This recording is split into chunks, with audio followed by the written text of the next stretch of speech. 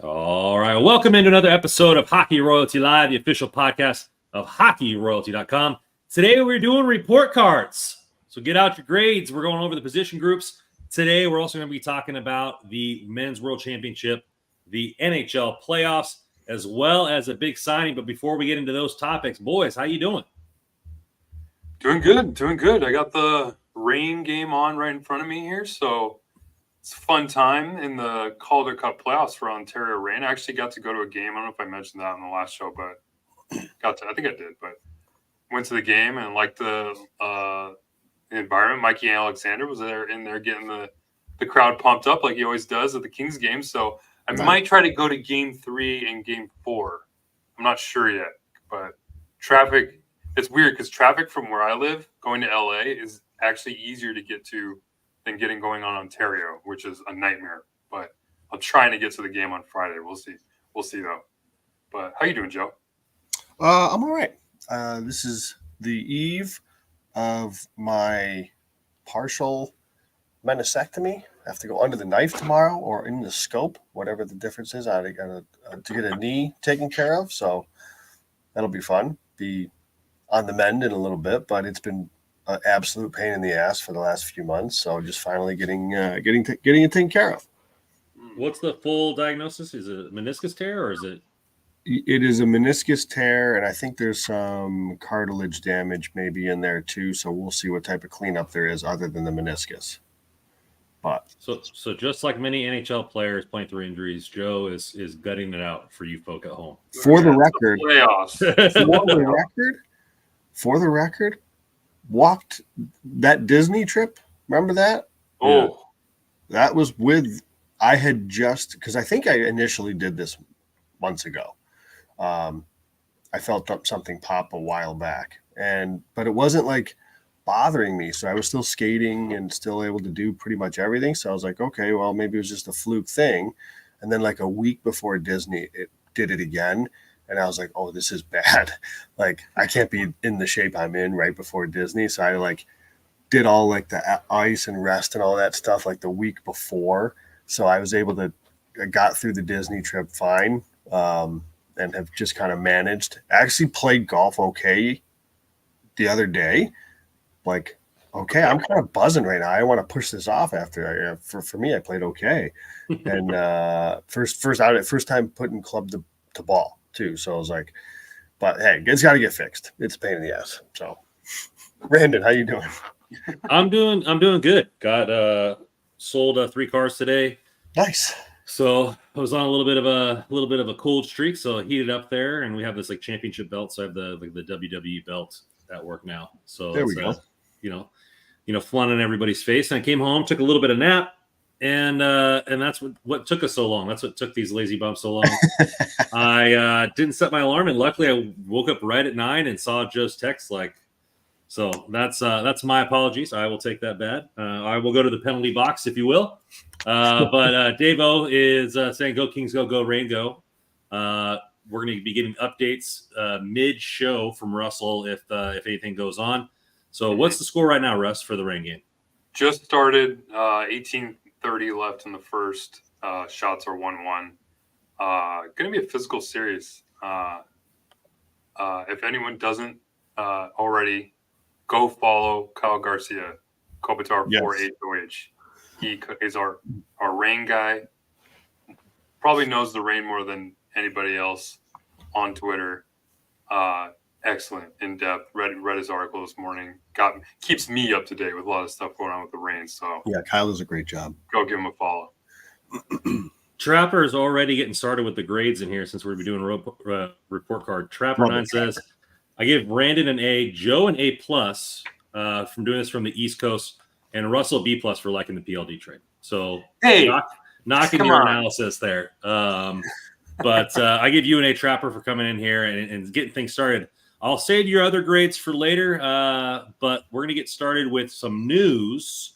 Big Say Dave, inking pen to paper, getting a 1-year deal here worth 1 million quatludes. And, coming back for next season. I don't know if we think this is going to be the last deal in the pipes or if Big Save Dave is going to be the main acquisition there. What do you guys think of this, the contract and the term? I'm a pretty big fan of it with a short term and not a lot of money. There's got to be more deals coming for sure because he's the only one signed for next year so far. But yeah, I love the deal, to be honest with you. I mean, what we preached this last year, like, hey, go bargain shopping for your goaltending, and to get Riddick back after the season he had, where he was top 3 in goals against average, top 3 in save percentage, for all goalies, minimum 20 games played. Can't beat that value. 1 year, $1 million. Would think he's probably the backup option to start next year. Maybe even split time in Ontario if they're looking for a third option. Who knows? But I mean, yeah, can't get. I mean, what he got it. He put up the year he had, and then he came back at only a $250,000 raise. You know, not only, but still decent for him. And it's nice to have a goalie with that caliber, I guess, in the room that you know you can rely on if you need to turn to him for a long stretch. So yeah, great value for sure. Dave O coming in here with a Joe is the reverse Vegas cap circumvention, getting hurt during the playoffs instead of before the playoffs. Still paying for it, but we got it there. Kings roll with a giddy up. Cy going with a hey, the show's keeping my sanity from the highs and lows. A+++. So extra credit there for us. Sanity too. This is art. This is how we keep art. Yes. Dave O with Kyle's updates are awesome. Yes, Kyle keeping us going there for the rain. Joe, obviously good down the stretch with Big Save Dave. They need to sign just more bodies just for even camp, let alone the season. Is this do you view his play at the end of the season worthy of like a timeshare split? Do you think the Kings view it that way?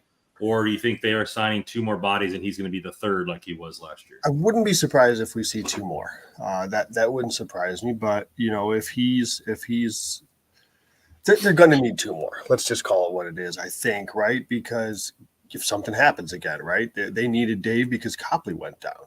So I think that we're going to see 2 other goalies. But I love it. Low risk, low everything. You know, if it doesn't work out, he's making $1 million for 1 year. Whatever. This is the type of stuff that you got to do, especially for a guy that is not going to be. He's not going to be your starter, right? I mean, barring injury or whatever, he's a backup. Maybe even, as Russ said, like he was this year, kind of more of your number 3. So for this is what you do between the pipes. So for anything not your starter, you know, bare minimum basically. So I fully on board. Now I'm not on board in the fact of blocking Portillo, not necessarily from the NHL level, but from him getting the lion's share of the split in the AHL, and then maybe him getting the first call if there's a minor injury or something like that. I know a major injury, you'd have to kind of weigh the odds if he could handle that kind of workload. Do you think Dave Ridge is that type of guy to sit second fiddle in the AHL if they sign 2 more? Or is there a different style of goalie, maybe an AHL veteran that they could go with to kind of give them some time between the pipes down there? I mean, there could be another AHL option, but I don't think that this. I don't have an issue with it because I said last show, I think I want to pump the brakes on Portillo just because I don't want to put any added pressure or any added anything. Let him continue to develop. I think it's he could start 2 out of every 3 games in Ontario, even if Dave is there. I don't think that Dave is necessarily going to steal starts per se. I think this is fine. I don't have an issue with that, I guess, from the Portillo side. Russ, I don't know if you do, but this doesn't bother me. Yeah, no, I think we've said it here that we wouldn't mind seeing Portillo getting another maybe full year in Ontario. Wouldn't be opposed to him getting a call up if things get a little hairy with the injury situation. But then if that does happen, I would like to see a third goalie because I wouldn't want Portillo to be like the full-time starter unless he like proves himself and goes crazy in training camp. But then to throw that on a kid who would be a rookie in the NHL and then all of a sudden he's a full-time starter and you have to rely on him every game. I think it's a little too much, especially for the goal, like a goalie. You don't want them out of all positions. You don't want them to come in and all of a sudden struggle, and then it's like a back and forth with them. It's like, now what do we do with him? We have to send him back down, try to find his confidence back again, and they have to wait when's the right time to bring him back up, right? So I think I'm like all for them signing a third goalie. Like hell, like if Copley is like back to full health and just wants to have a contract to play somewhere again, give Copley like the backup duties in Ontario, where he, like Joe said, like he's starting one game out of every 3 that Portillo's starting. Because I mean, Portillo's like he's looked great in Ontario. Yeah. Like, he's been undefeated in the playoffs, so no knock on him. I think he's going to be a great goalie. Just a position that you don't want to rush. It feels like. I mean, and if it's the Kings, and we know whether it's the right decision with them or not, like they show no hurry with their prospects. So at the minimum, I would expect them to bring in another vet option. But for right now, I think Rittich would start the season as the number 2 in LA. Yeah. Oh, sorry, Brandon. Go ahead. No, I was just going to ask you, do you believe that goalies are different? Because we've accused the Kings of babying their prospects maybe too much at times. Do you think the goalie position is just different in that factor? Or, I mean, goalies are so hot and cold. If he's hot and he's riding the streak, isn't it better to bring him up? I mean, it's not like the Predators where they have Askarov in the wings and they have a all-star, in the pipes blocking him. Like, there's really nobody of that caliber blocking Portillo. So is it a different case, or like you just think he needs more seasoning because it's only 1 year in the AHL? Like, I just view like some of these superstars that Dallas is having. They brought Wyatt Johnson up and he's excelled. They brought Jason Robinson up and he's excelled. Like, they gave some leash to these young talent and they've crushed it. Is like, I just don't know what is the right time or length for goalies, right? I mean, yeah, I tend to lean a little bit longer for goalies. I know I mentioned Buffalo and Devin Levi. What they did with him, I thought was just stupid, frankly, to start the year in the NHL, and he really struggled. And he's one of the better goalie prospects in the league. It's been one of the reasons they traded Portillo. And I think, Wallstead has taken some time. Askarov himself is taken now. He's been a couple years in the league. These are some of the Spencer Knight still in the AHL. Yeah, like I give these guys some time, and to that end, Brandon, like Portillo has really shown this year, like, okay, he's taken, it appears anyways, has taken some sort of step. So like if the time and opportunity comes for him to get a sniff in the NHL next year, okay, like I'm not going to fight that. But I don't want to force it if it's not there, and just let him continue to marinate and continue. Because to answer your question, Brandon, yes, I do think goaltending is a little bit different. So I'm okay giving him that much more time in the AHL next year and then just seeing how things go. I guess my question is, where does LA go from here with the other goaltender? Is it a Talbot? Do they run it back and go Talbot Dave? Do they go Talbot and then sign, another goalie? We talked about some free agent goalies that you could probably get on the relative cheap. Or is there a trade to be made? And that's the big question is what else happens between the pipes, and nothing would really surprise me. I honestly wouldn't be surprised in whatever direction that they go. I'm just interested to see what that is. And I obviously don't know for sure. And I can't say I have like a strong preference. Like come on. Yeah, you do. Well, I'm not inherently opposed to a trade depending on, there's a huge like asterisk there, the term of the deal, because I don't think they're going to go out and acquire a goalie. None of the goalies that they would hypothetically acquire are making $6-7 million. I don't think. I know Allmark is one that's out there, but I think he's only got 1 year left on his deal. So if you're talking like 1 year, that's my concern with any acquisition for a goalie is what's the term on this deal, and I don't want anything too. Well, also, like, why are you? I know Olmark's like a solid, like really good goalie, one of the better goalies in the NHL. Like, I'm not going to question that, but like, how much more are you getting in terms of an upgrade from trading assets Yep. for Olmark, as opposed to signing a Brussois or a Stolars for what you probably Agreed. would be paying Olmark, right? Agreed. That's where I'm opposed to. Like, don't I'm with trade you for a there. goalie.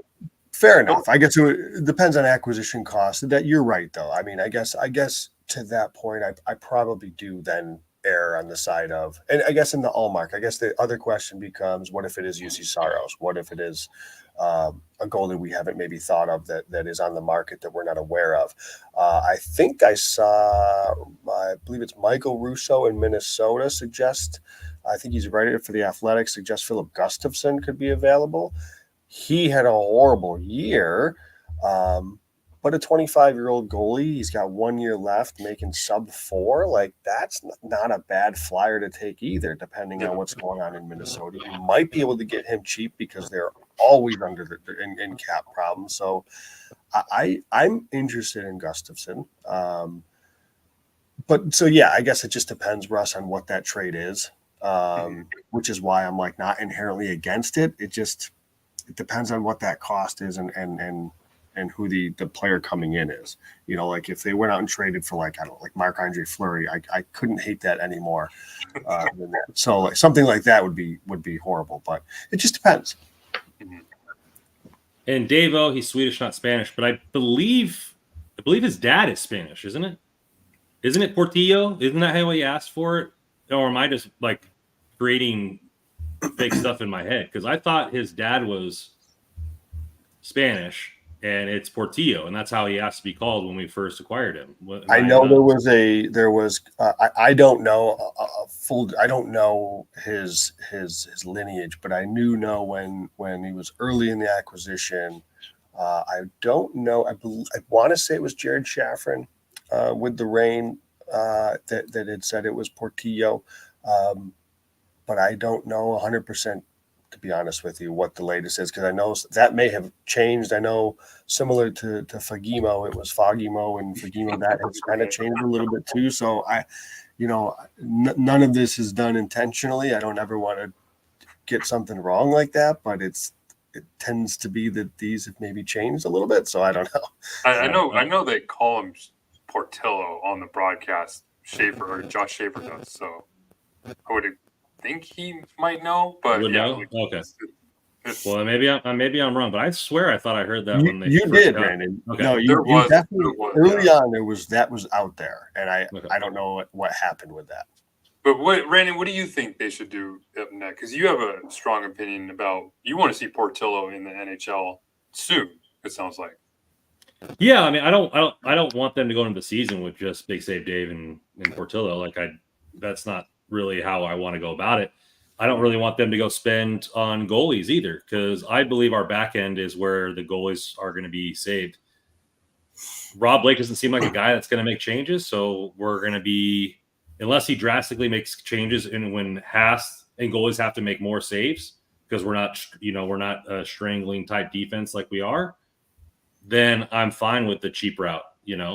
So I just don't want us to keep clogging up prospects. That's just my thing there. Like I don't want them to sign a Trevor Lewis again or sign 3 goalies and then Dave is getting 80% of the starts in the AHL and Eric is now going from the day-to-day goalie to not playing. That's what I don't want. If they sign 3 goalies or 2 more goalies and like there's a understanding that Eric is the main guy in the AHL.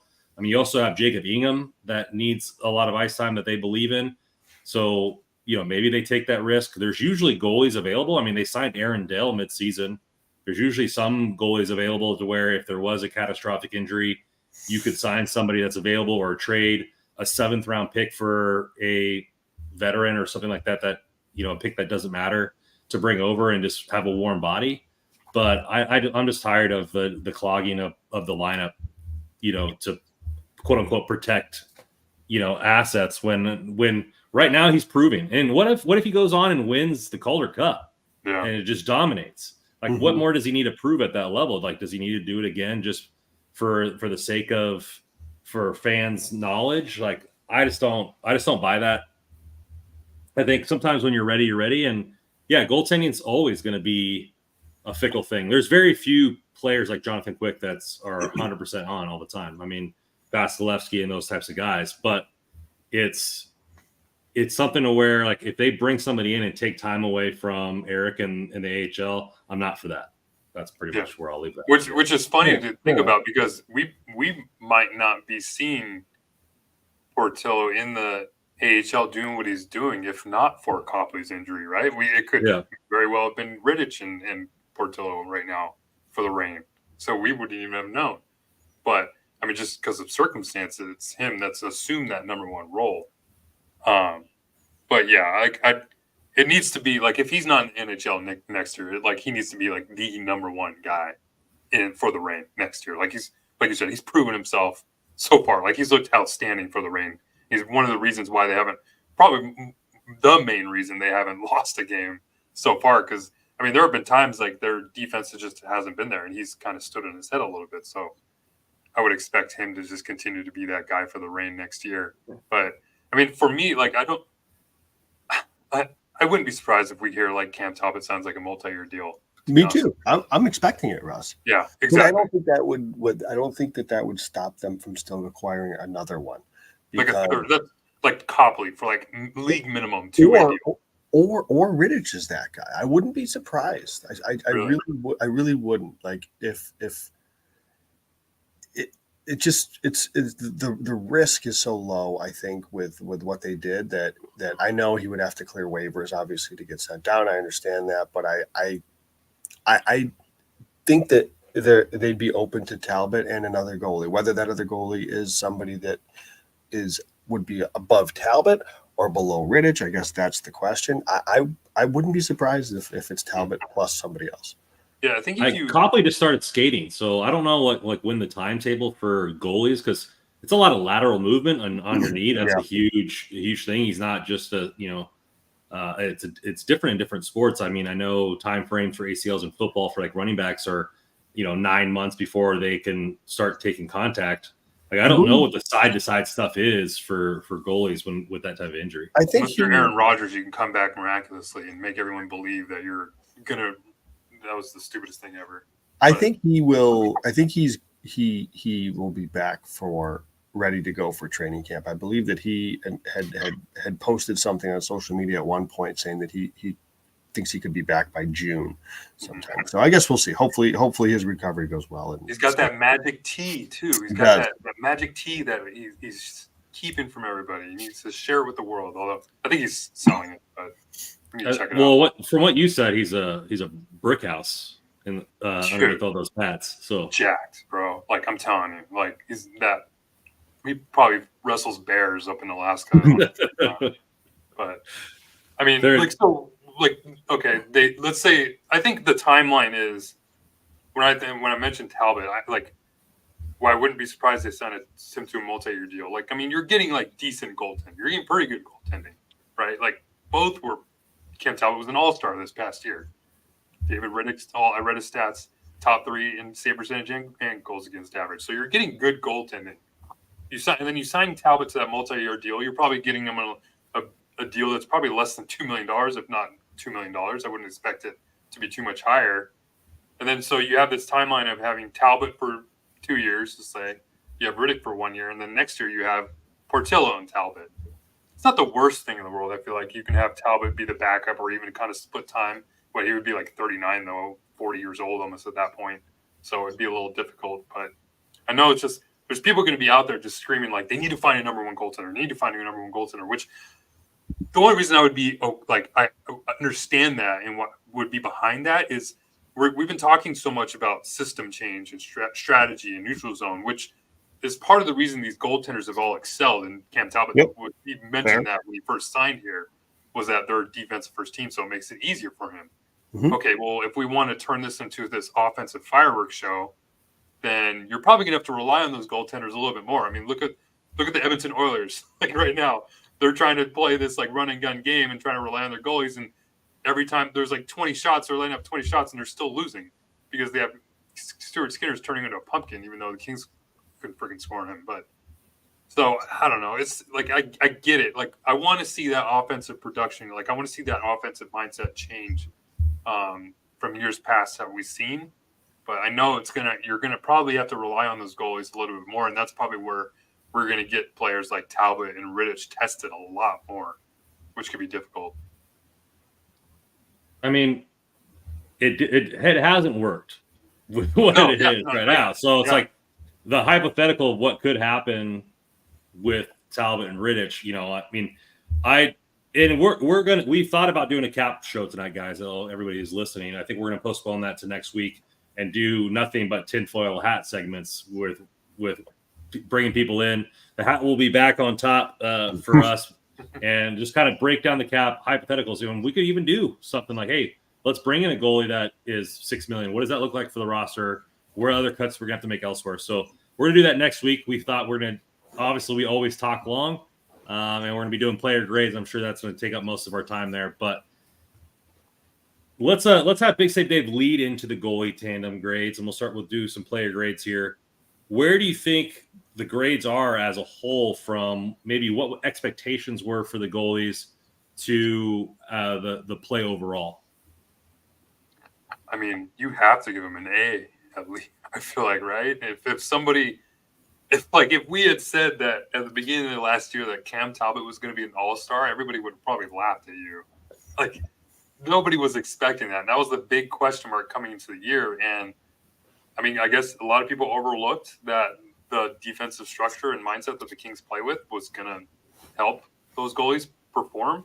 Cam Talbot is going to have a bounce back year from his years in Ottawa, and he did. And he also was fully healthy pretty much most of the year. So that definitely helps as well. And when you get David Rittich come in and perform the way he did, no complaints. Like, I think that's why at least I am might be on board with just running it back with the same tandem, because it wasn't an issue. Yeah, I don't know how it isn't an A. Now, again, I will any grades given. I think you have to look at on expectation level rather than raw performance necessarily. I think, and even their performance was perfectly fine. I think as a tandem, it's an easy A. I see Holden in the comments about, it's a B if you include playoffs. I don't think I agree. I don't think they didn't lose in playoffs because of goaltending. No. I want the goal Rittich gave up in game 5. The first one was clunky. I wouldn't mind that one back, but they didn't lose because of goaltending. I don't lower it. I think it's an A. I think that they certainly exceeded everybody's expectations around the league. And it was one of the smartest things Rob Blake did was go that cheap on goaltending, and it worked. Yeah, I'm gonna go A because based on the expectations, but overall, if you take expectations out of it and just grade the tandem, I'd probably say B plus, just because in order to make it farther in the playoffs, sometimes you have to have goalies take over games. Fair. And they didn't really do that. They just kind of kept us in the hunt, and then the offense and defense let us down. But and from what we thought that we were going to get from them, or what the possibility or the potential train wreck that could have happened with this style going into the season, and for the way it worked out, I mean, you can't be disappointed if you're a Kings fan and what you may potentially thought. I mean, there was a high percentage chance that it was an absolute dumpster fire in net this year. I know people were high on Copley going into the season, and then they brought in Talbot, so everybody's like, oh, well, Copley played super well last year, so he's going to play well again, and then he got injured. So then it's just you got left with a question mark, and that question mark was answered pretty quick. I think he was 12-6 down the stretch or something like that. So with Rittich, so I wouldn't be surprised, like you said, if they ran it back like this again or something similar, whether it be Talbot, if they can't reach the right numbers. I don't know if Talbot's going to want a huge increase based on him being an all-star, or if him staying in the same spot, like he said in his exit interview, is more important than the cash value that he's getting. Mm-hmm.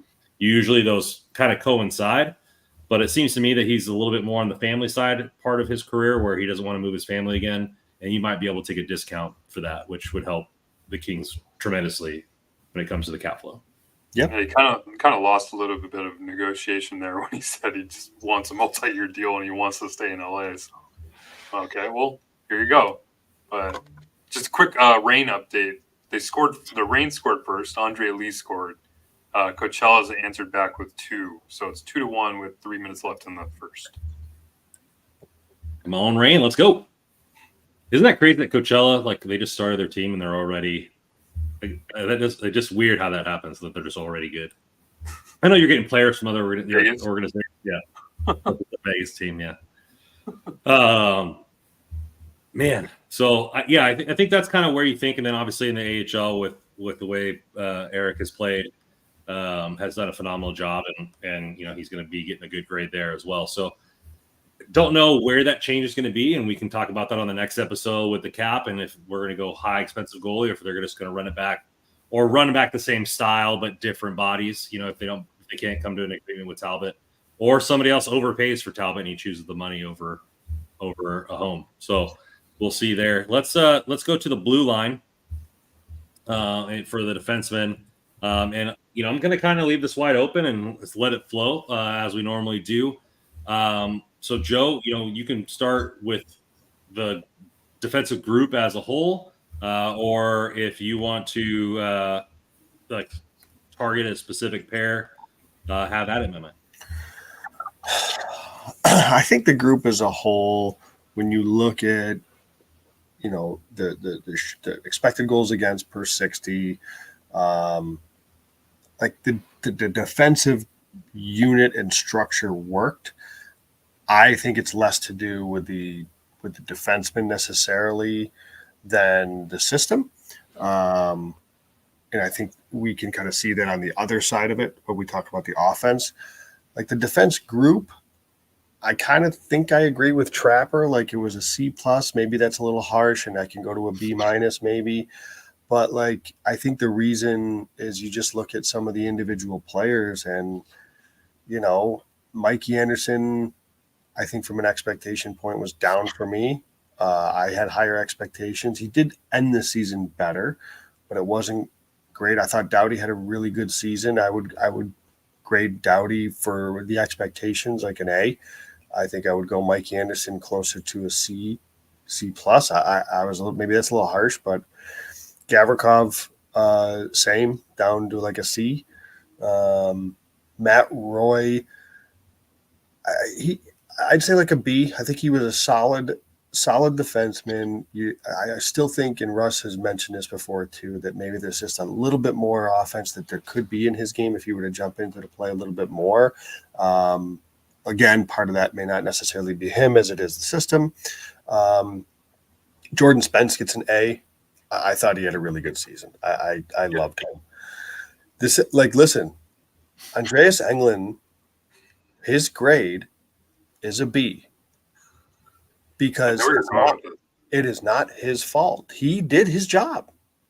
Did he not? He was brought in to hit guys and fight guys. He did that.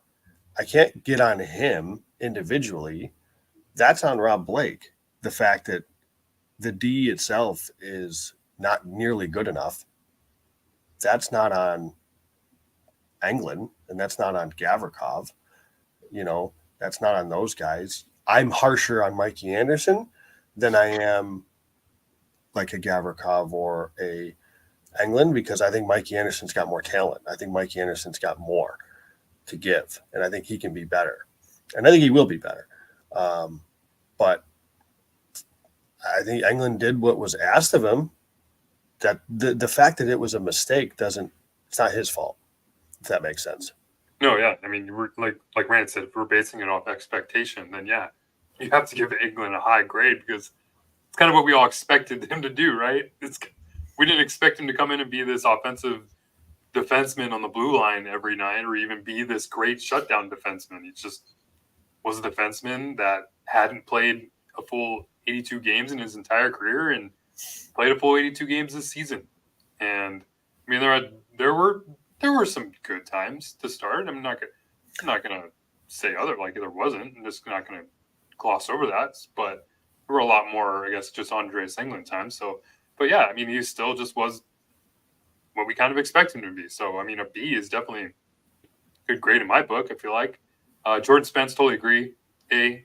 I mean, didn't really have a lot of expectations, was still fighting, and a lot of people maybe thought that Brant Clark would get that position out of training camp over him, but he still got it. Came in, played pretty much the full season, and looked great every season, and probably would be even better if he didn't have Andreas Englund on his other side. So yeah, A for me. I'm so excited with the trajectory that Jordan Spence is on. Me too. And I think, Joe, I'm with you. We'll grab the pitchforks. You get the torches.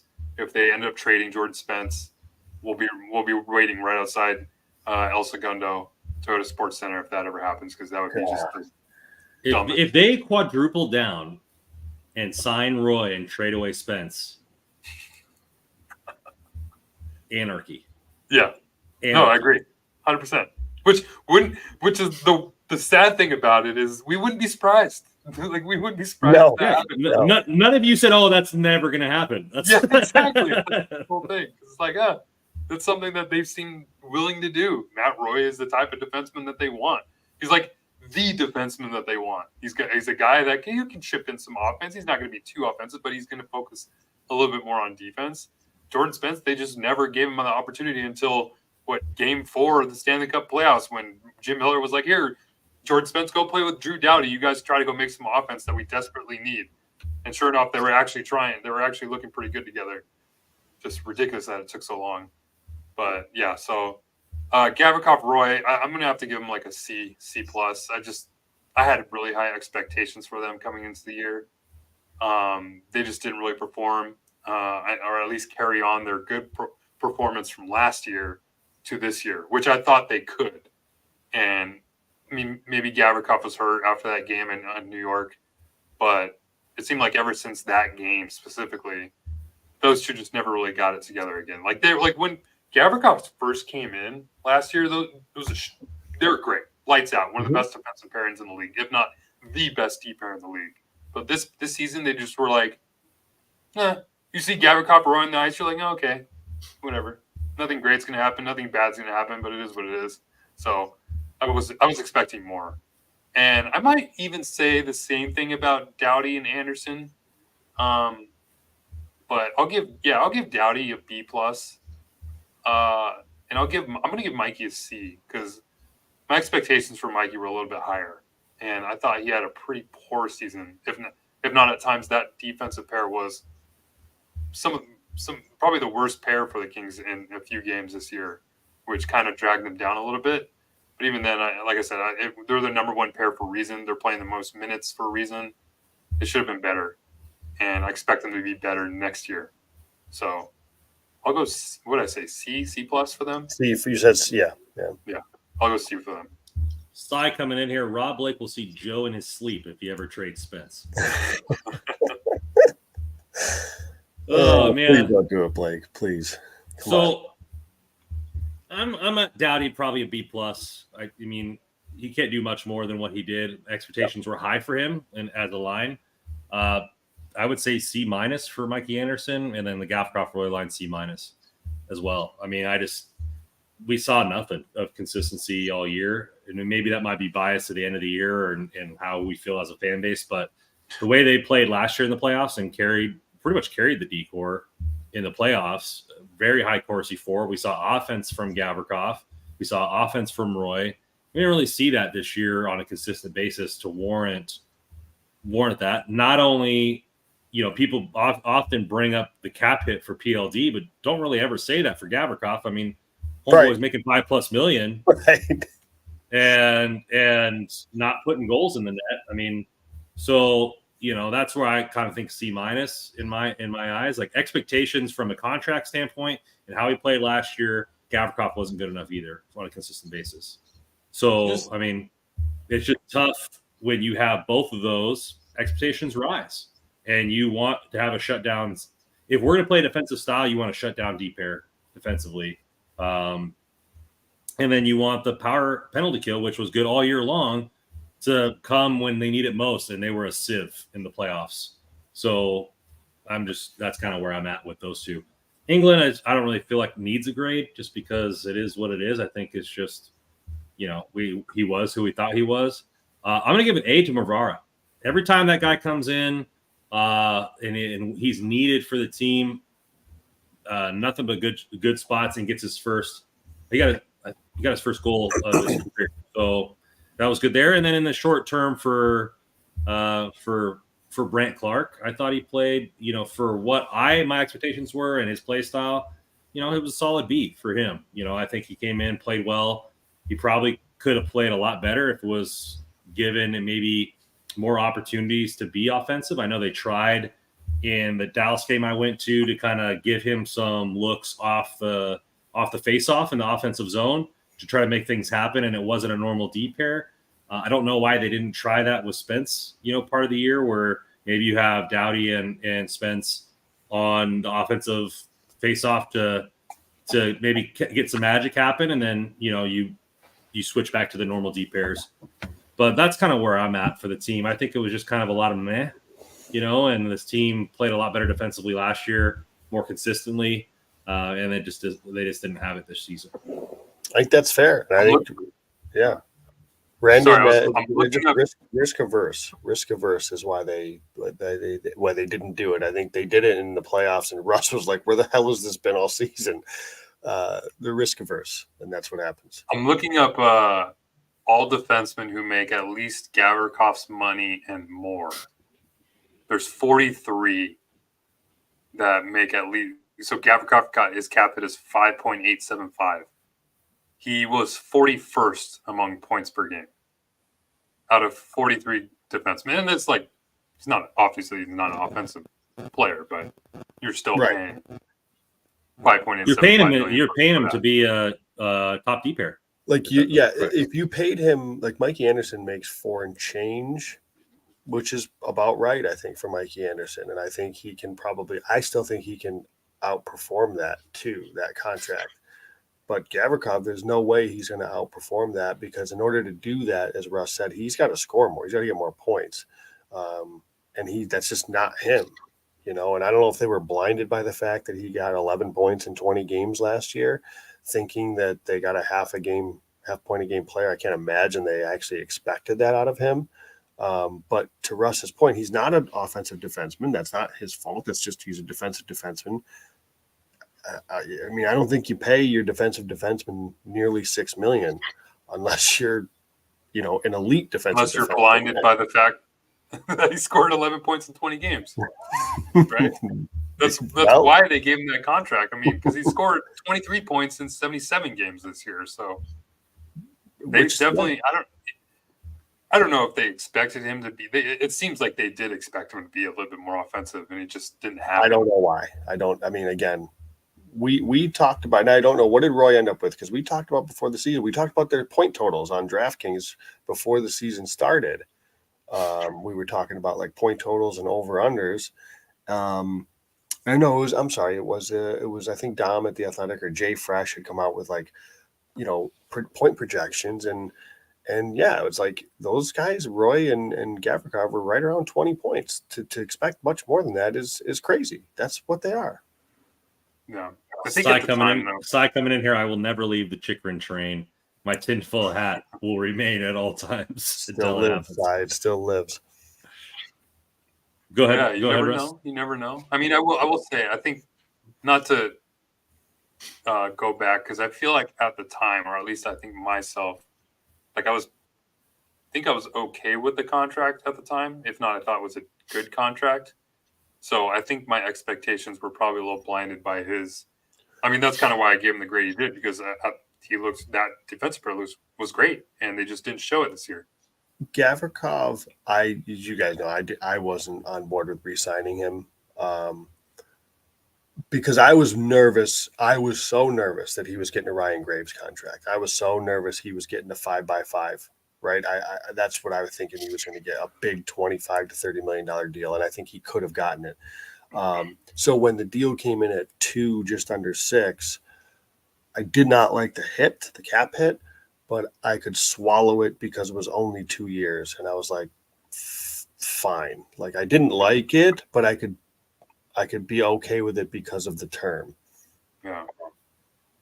Is it 2 years for Gavrikov harder to swallow, or is it 2 years for England harder to swallow? Oof. England. Oh, man.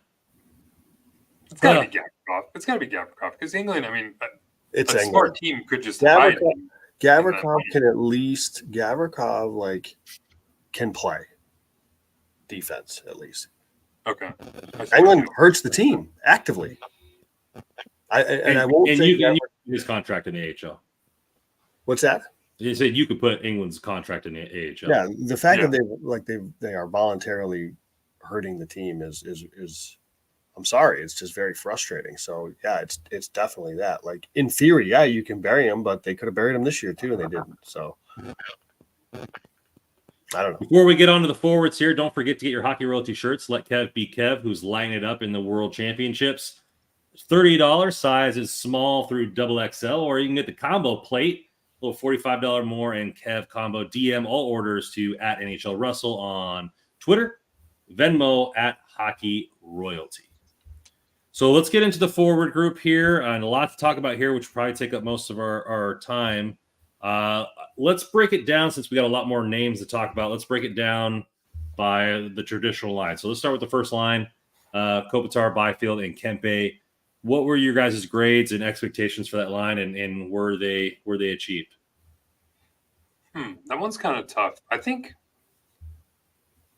I'll give them a B+, maybe close to an A-, maybe a grade on a curve. I give them an A because I feel like a lot of that gets carried because of Byfield's breakout.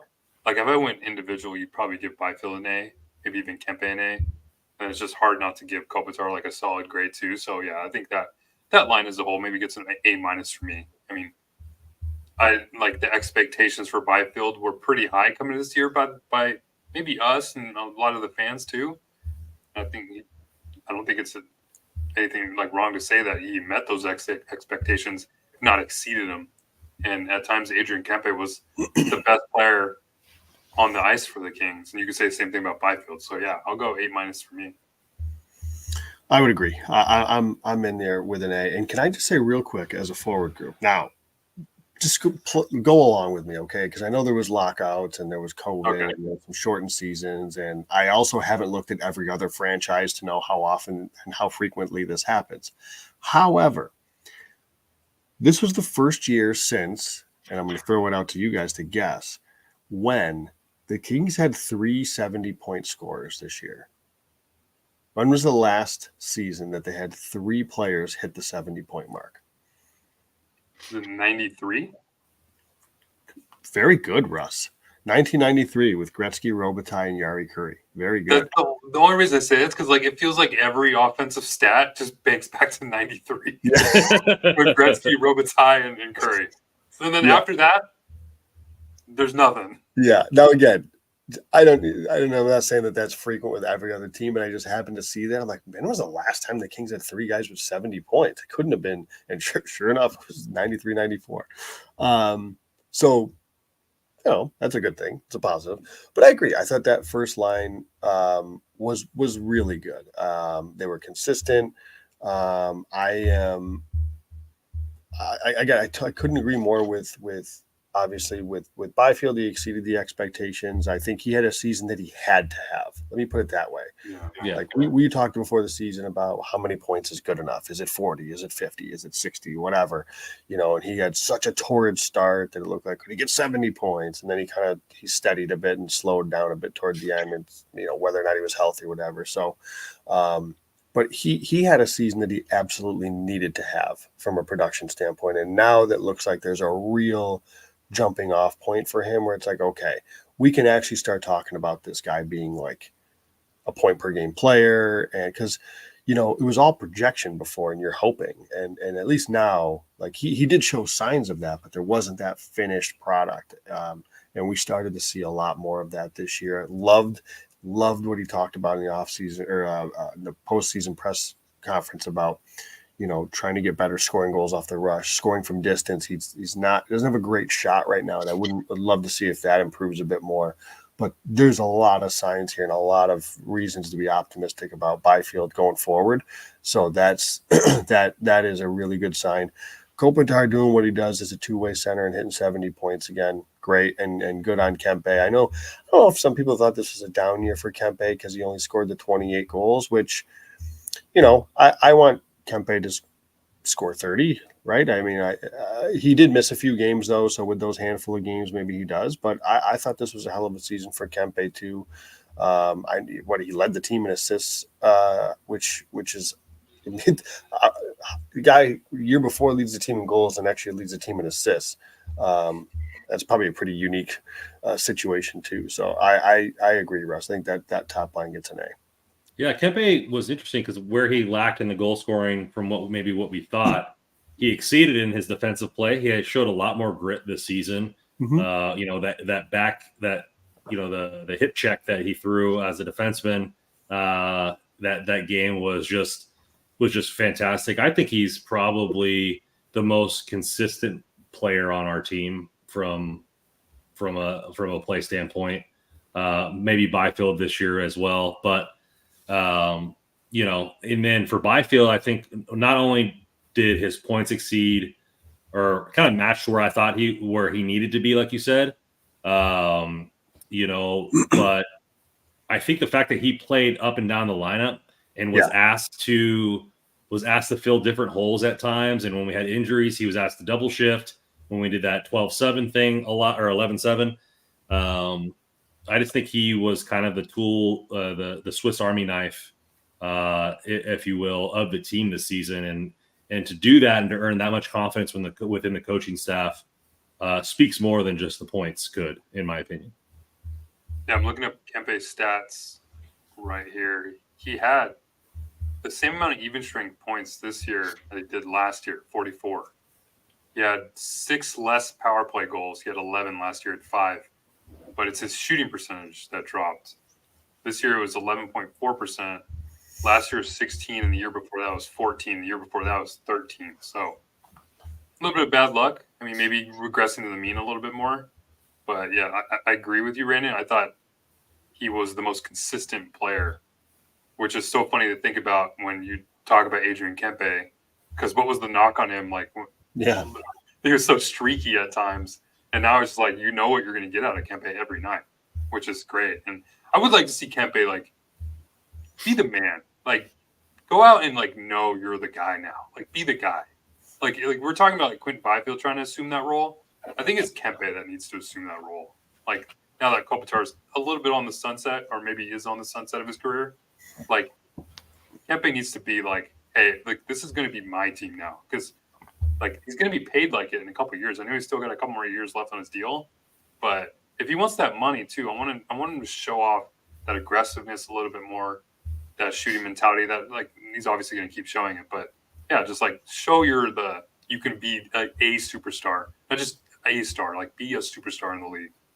So what would that look like? I mean, right now he's at 70-something points. Would that need to be, because if his contract comes up and he's at a 70-point player, he's probably getting similar to Fiala and PLD money, right? Like mid-8s is what he probably could get on the open market. But if you see him go above 82 and into the 90 realm where he just dominates, you're talking about a 9.75, maybe 10 million player with the increase in salary cap. There could be a big jump for him if he assumes that role. Well, you know what? It's for me, it's like almost not even the point production. It's like the media availability. It's like speaking up and being a voice for the team. Like when the end of season media availability where he spoke up and said what he was on his mind about the team. Like, that's where, like, we've seen Adrian Kempe be, like, the most transparent probably ever. Like, you don't ever see teams or players kind of speak out against the system that their team is running. So for Kempe to come out and say that, and Kevin Fiala to kind of, I mean, I wonder if Fiala even says what he's going to say unless Kempe says it first, because that's who we got. And then all of a sudden, like, Fiala's like, oh, if he's going to say it, then I'm going to say what's on my mind too.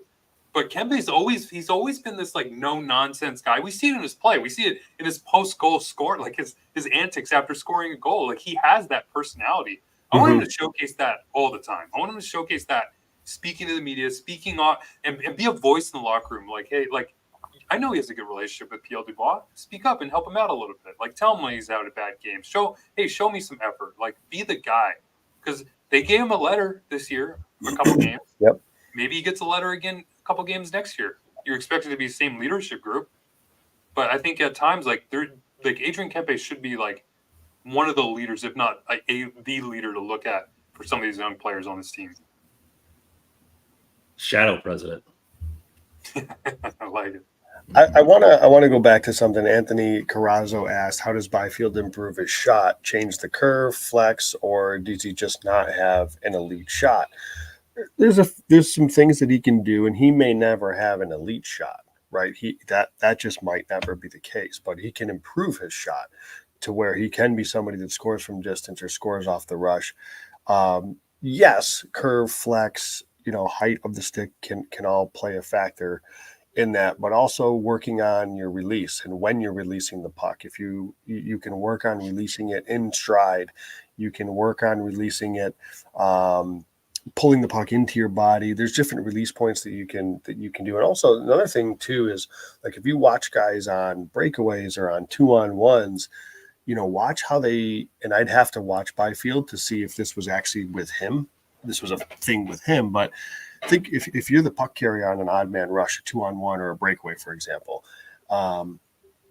if that puck isn't in a shooting position, the goalie knows, well, he can't shoot it, or he's going to immediately tell when you're going to pull your stick back to shoot it. If you always have the puck on your stick in a shooting position, that goalie doesn't know. I mean, he could shoot this or he could pass it, and I have no idea which it's going to be yet. And so it could be just a matter of Byfield maybe in situations where there's odd man situations, or even in tight where the goalie knew he can't shoot it because he's not in a shooting position. Whereas if he is in that shooting position at all times, just even the look off of a pass could freeze the goalie, and he can score in a situation like that too. So there's different things that he and obviously other players are able to do. And I think we've seen Kempe talk about the improvement to his shot a couple of years ago. Trevor Moore made that a point of emphasis, in part because of his curve as well on his stick. So there are some things he can do, and he's still such a young player and still growing and developing physically into his body. So, I think there's reason to believe that he can improve his shot, even if it never becomes an elite shot. Yeah, I think whenever I get to the rink early before practice, like Jared Stahl was always working with Byfield, Kaliev, and LaFerriere on their shots specifically, and those range shots specifically. So, I mean, they're in pretty good hands with Stoley, I feel like. Which fascinating with Stoll, because he's a third line center, never known as an offensive player, but talk about a guy with a release. There's a reason why he was just lights out in the shootout as often as he was, because his release was lightning. So that's a great guy to learn from. Before we go to the next line, does it bother you that, like, Byfield seems to be sick a lot, and like he talked about in the press conference that he needs to put back on weight, and that's why he's not going to the World Championships and all this kind of stuff like that? Is it kind of cause for concern that it's every season, or is it just him playing 82 games for the first time and he's got to figure out how to do that? I mean, he's still young. Like, what is your kind of feeling on that? I don't know. I mean, I'd rather he not. I hope he is able to get healthy, stay healthy, be healthy. But I'll be honest, like, I don't know. I'd be out of my depth to try to opine on that. I mean, hopefully, all I could say is hopefully he does whatever it is that he's got to do, gets healthy, and he's able to stay healthy all next season. But I'm not worried, just because I don't know. I'm not a doctor. I don't know if I should be worried. So I don't know. But yeah, well, I'm not too worried. Okay. Second line of the Mad line there, we got Danault, Trevor Moore, and Victor Arvidsson. Obviously, Victor Arvidsson played part of the season, so maybe we can include Kevin Fiala in this group since he was the other person in that line. So these four forwards here, I guess I'll start it off. I mean, I'm a little bit down. I thought my expectations were a little bit higher going into the season. I know Trevor Moore exceeded my expectations. I was really down on Moore. Fiala had played well all season long, but Danault and Arvidsson, I was hoping for good health towards the end of the year, and that really never happened. And I guess that's not fair for me to downgrade him because of being unhealthy. But I don't know. I guess I wanted more from Danault. You kind of felt like he was a 50, maybe could be a 60-point player. Didn't really achieve that. The defense in the playoffs was kind of lackluster, and I don't know if it just my expectations were too high, or I didn't see him play to the level that I've seen him play before. Yeah. What was your grade? You give him a grade? I'd probably say B minus. B minus. Probably what I say, and then I would say more A because I was down on Moore in the contract, and but 30 plus goals, so stick taps for that. And Fiala is just, let Kev be Kev, man. Like I thought he could have done more if you just let that guy reign and just do whatever, But I would say I'm the most harsh on Dano just because I had bigger expectations for that line. Yeah, that's fair. I mean, I think I kind of go in line with what you're saying. It's hard to criticize more with the 30 goals, right? Nobody expected that to be hard. Excuse me. Sorry. I'm sorry. Joe expected that. Joe boldly expects that. Right. So Joe expects that. Nobody else in the entire world expects it. Yeah. So A for him, A for Joe. But I give the rest of the line probably a B. I thought Kev still had a pretty good year, even though he was more up and down. I feel like Kev was kind of just played with a lot, like in terms of his deployment, like kind of moving up around everywhere, which is so weird because they talked about like maybe doing that too much with Trevor Moore at times. And then they went back to that with Kevin Fiala now, which is like, I mean, you're trying to find a home for some of these players, try to find some consistency, and you never really got that, especially when you're struggling in January. So I don't know. I think maybe Kev can adapt to players a little bit more or easier, but it just seems like players can't adapt to him, even though you're still moving them around. So I don't know. I think it's just that line. I agree. Like I was expecting more and didn't really get it. So they're tops. They were used as a top 6 line for a reason, and they never really produced in that aspect. Besides more, the production, but even more towards the end of the season, he was and that's the thing. There. Like, I mean, his shoot. Like the thing is, like not to downplay it. I mean, but his shooting percentage was pretty high for the early parts of the year. He was pretty lucky with some of the shots he was getting off, and that's kind of why he started teetering off a little bit and was just got that 30-goal plateau. But yeah, so it's like, it was good at first. It was great at first. Let's say that. Kind of struggled a little bit toward the end. Yeah, I mean, I thought the line was. I think it's fair. The production could have been more. I think you could. I mean, with the exception of Trevor Moore, I think Dano's production could have been a little bit, may not significantly higher, but definitely could have been. I want a point a game from Fiala, at least. But I don't think it was a 5-on-5 thing. He had almost the same amount of 5-on-5 points last year. He just had 7 less power play points. So the power play wasn't clicking as much for Kevin Fiala. But that line as a whole, look on Money Puck for lines that played 400 minutes. That line was 5th in the NHL in expected goal share. So they were good at both ends of the ice. I thought as a line they were really good. And I know Dano, I agree, Randon. I just don't. I don't like, similar to like the whole thing on the back end. That's on the Kings. I think that Dano as a ceiling is probably 55 points, which isn't bad, but 47 from that spot isn't great. But he did contribute in both ends of the ice, which is why that line was among the best in terms of expected goal share. So he did what he had to do to contribute on that line. I guess in terms of driving play, you're going to always want a little bit more production wise from him. But that's, again, I think part of that is the team putting him in a spot where, again, maybe I think he's an elite third line center, and where he's a fine to good second line center, just because the production lacks a little bit. But when you look at the way they controlled play, I think that's at least a B plus from a line overall for me. Maybe even an A.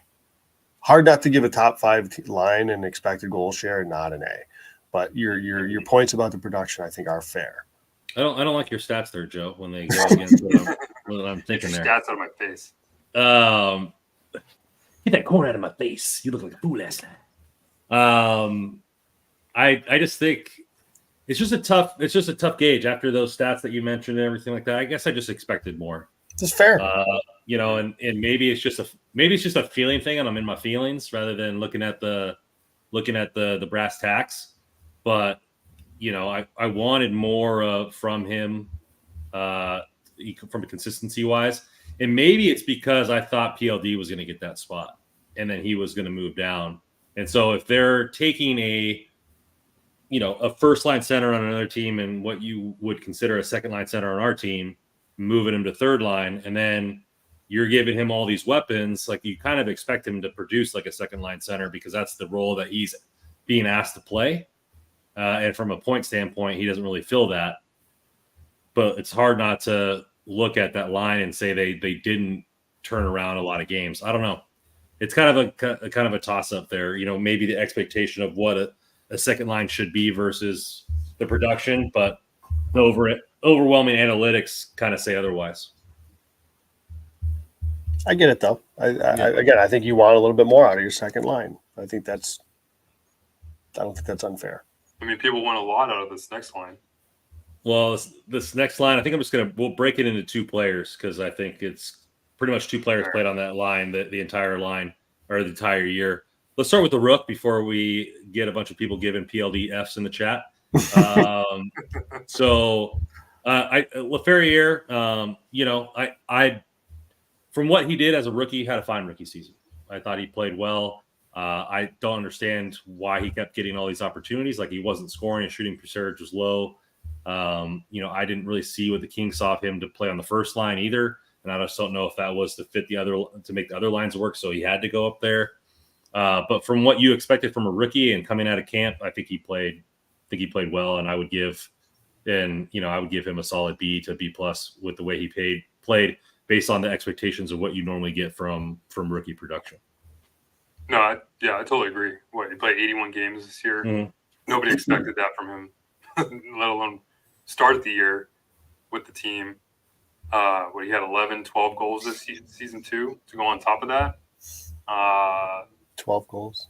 B plus. Yeah. Not much more I could say other than I'm still very high on the player. I think he's going to be even better next year. Where does the arc go for Laferriere? Yeah, the sky's the limit for him. I mean, this is a player that exudes talent like on end. Like he's shown it. And once he gets that confidence and just beefs up a little bit more, and like this is his first year playing after we plays like a couple weekend games at college at Harvard. Now he's playing 3-4 games a week now. So and he's traveling all the time. So I mean, like once he gets acclimated a little bit more this next season, I think he's going to be even better. Like for me, I think he can grow into being a consistent 25 plus goal scorer in the NHL in his time, like middle six player for me at least. So what I like for him is I think this year, and this is total speculation. I've never been somebody who's had off season to try to prepare to make like the NHL, obviously, but you wonder how much, because he even said again, I don't think he expected necessarily to make the team, but obviously had a really good camp and with some things that happened.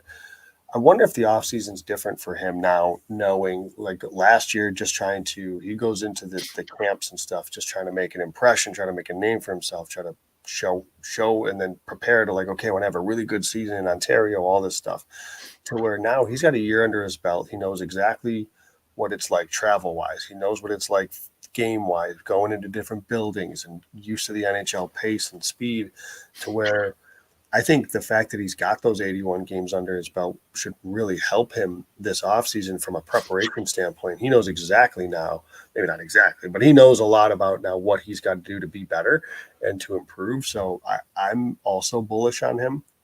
I think it's at worst a B plus. I mean, I think you could make a case for an A minus from an expectation standpoint. Nobody had him penciled into the roster really, maybe Russ, in terms of actually making it. Here he goes, plays 81 games and he gets over 20 points. I don't think that's bad.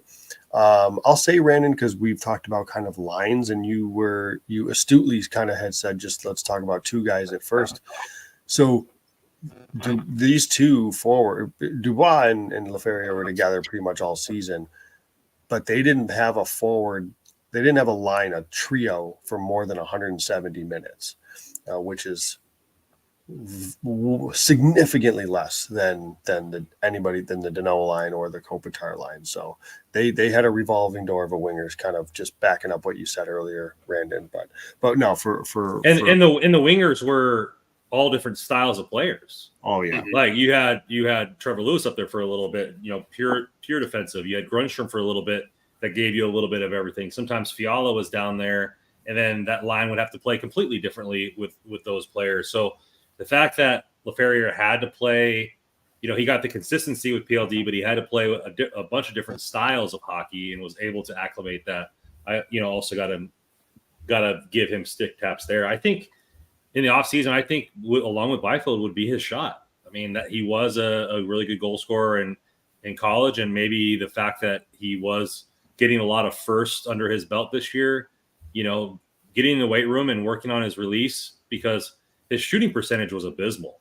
Mm-hmm. And if that even goes up to 7 or 8% in the beginning of the year, and maybe hits double digits, I would assume a lot of people aren't talking about PLD the way they are. And he might be getting whispers for the Calder Trophy if it wasn't for Bedard, right? So, I think that's kind of where I would like to see him, get some more size to go that battle of the 81 games and get his shot back on par with what we saw in college. Yeah, I feel like in his shot, I'm so glad you brought that up, because it felt like at times he was just trying to pick corners too much. And I mean, I could just remember so many times when he's just screaming down the wing and just tries to pick a corner, he shoots the puck and it just rims around outside the zone. And I'm sure, I'm sure PL loved that, watching his rookie just give up the puck to their team at times. But yeah, if you're going to shoot, which I love his shooting mentality, that's great, especially for a young player. But at least try to get it on net. You don't have to be trying to pick corners all the time, because I mean that was the knock on Trevor Moore for sometimes too, because a lot of those shots, like I mentioned, that he was shooting at the beginning of the year that were going in, he kept shooting them throughout the end of the parts of the season, and they were never going in. And then all of a sudden, that puck's rimming out of the zone at times. I mean, it became a knock on Moore. So, with LaFerriere, that shooting percentage, once it goes up, and it'll never stay that low. That's why I expect that goal scoring total to go up too. Do you guys have it to where what he ended the season with? His point production? He had his shooting percentage. 8.2 overall for LaFerriere.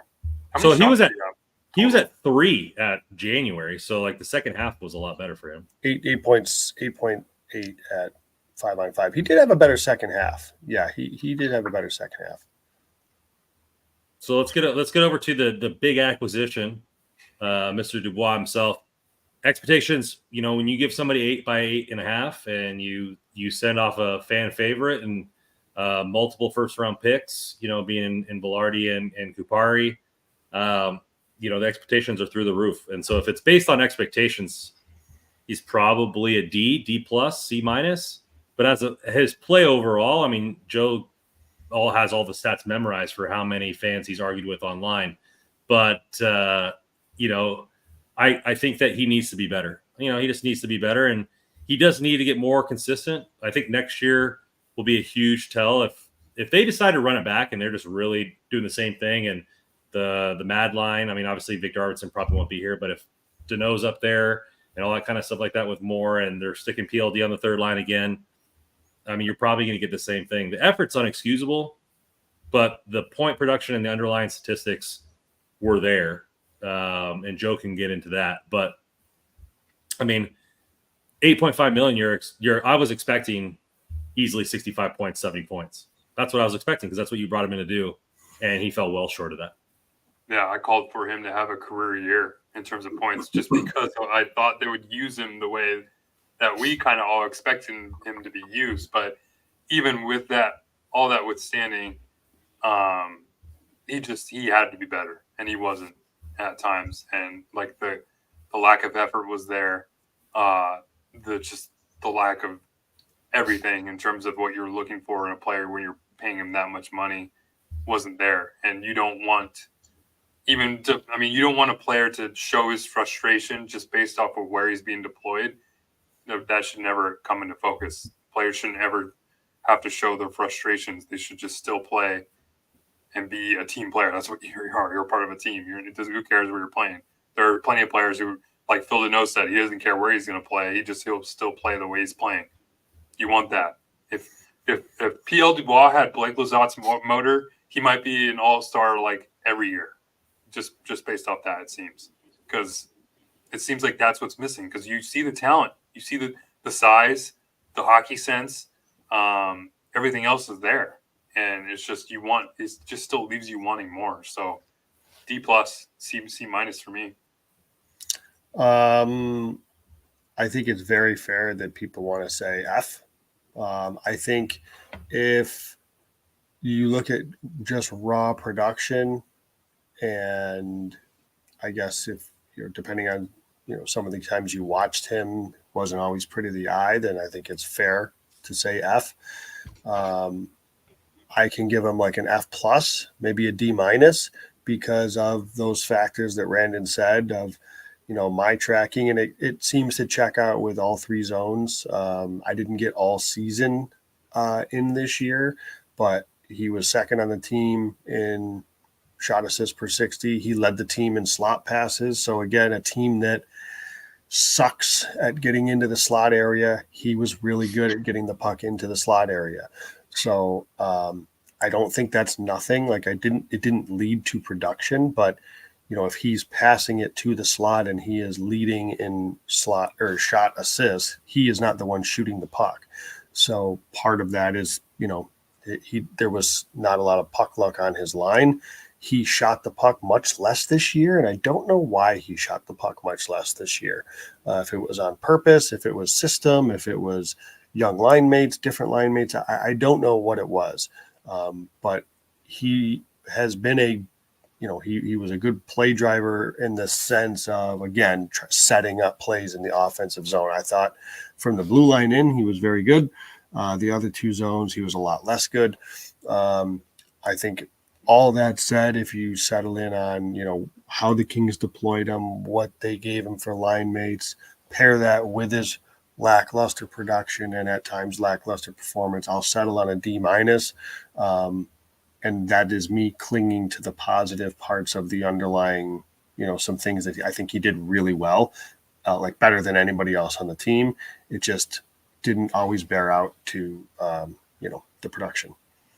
And John Miller, and he said that's because he's always throwing out lazy passes. Joe is talking about slot passes being that this slot actually led to a shot. Correct. Not just throwing the puck into the middle. So thank you, Brandon. So yes, so the shot assists are those passes that he makes are leading directly to a shot attempt. And then the other thing are the slot passes. You are correct, Brandon. That's when I track a slot pass, it is a pass to the slot that leads to a shot attempt. That is correct.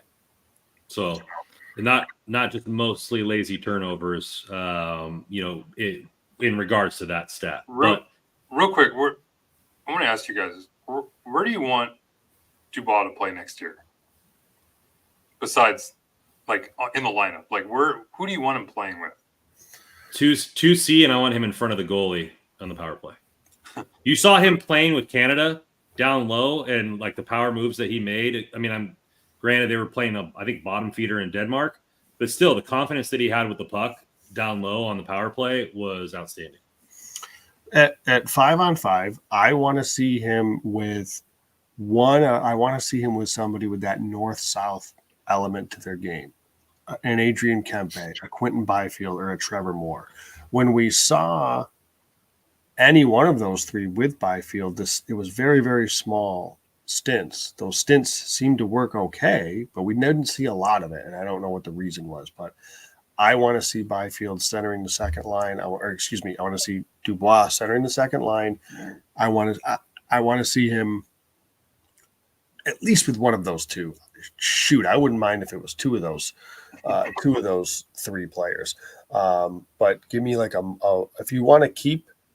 Here's the thing: if you want to keep that Byfield, Kopitar, Kempe line together, I can go with Fiala and Trevor Moore on that line with Dubois, and then Deneau. Deneau is such a good two-way player. He can carry. I say this. I don't mean to say this it sounds. You get what I'm saying. Lesser players, like a Laferriere, and then he can carry Laferriere, Turcotte. Right. He could carry that third line way better than, say, a Dubois can, where Dubois is going to be focused more on offense. So give him the offense role with Fiala and Moore, and then let Deneau play with LaFerriere and Turcotte, or if there's an incoming forward this offseason, something like that. I just think that suits Deneau better, and I think it suits Dubois better. And I don't think you lose. I just think that's better, personally. Mm-hmm. And would agree that he should be. I don't like where they had him. And listen, in fairness, they did try him on the first power play, but that was disjointed from the get-go. And I think in large part because they had I do think the handedness thing mattered. Now I'm very interested to see what they do with PP1 next year, because, one thing we haven't talked about, and I'm sure we will at some point this offseason. So we talked about when Velarde left, not having a right shot. Well, now Arvidsson's gone. Well, I'm assuming Arvidsson's gone. So what are you doing on PP1? Is it going to be Alex LaFerriere? I doubt it. Are they going to just totally revamp some things, which is very much a possibility. Because you're going to have Spence, more effective, Clark, and Doughty. So they're all right shots. You could have a 2 defenseman. Man, I'd love to see Byfield just kind of take his own power play unit on the second unit. Even though he's great in the first power play unit at times this season. I mean, give PL that spot. Yep. And if you don't bring back Arvidsson, you probably should sign a right shot forward. Yeah. Which people are saying, like, or they might give Fagemo a shot. Who knows? People are saying Arvidsson is gone. I wouldn't be surprised. Maybe not. Yeah, he may not be. He may not be gone, and that's fine. So even better if you've got Deneau, Arvidsson, and LaFerriere as your third line. I just they seem to be like, well, Deneau's been our second line center for a couple of years. I guess we just got to keep it this way. It's like, why? like when the Kings brought in Mike Richards, they put Mike Richards ahead of Jarrett Stoll. Like that was the obvious thing to do. I know obviously different time, blah, blah, blah. I get that. But like this, it made no sense to me from the get-go. So all that said, Randon, I'm going to give PL a D-. That's harsher than I thought. For you, You're welcome. To be in the flag train, yeah. Anthony coming in here bringing Stamkos. I'm conducting the Stamkos train. Oh my! So getting that on the tracks there. He is a righty, and he very much is a righty. And so it's tough. I think like you said, the handedness did matter when your lefty is where the focal point of the one-timers go, and you need to have that kind of availability from a right-handed shot. I think it kind of does matter there. So we'll see how that works. And Cy coming in here, he's the Chikrin train conductor. We got a lot of trains cooking in this station. I'll say this while we're talking briefly about the power play. Shoot, if Kempe is going to be all of a sudden this 50 assist playmaker, find that right shot to be a bumper, guy in the slot for that little triangle play. Doesn't have to necessarily be a playmaker. Stamkos, maybe. I don't know if he may have played more left circle there. So I maybe there, Anthony, I can get with that. But you get me excited for this tinfoil hat episode we're going to do soon.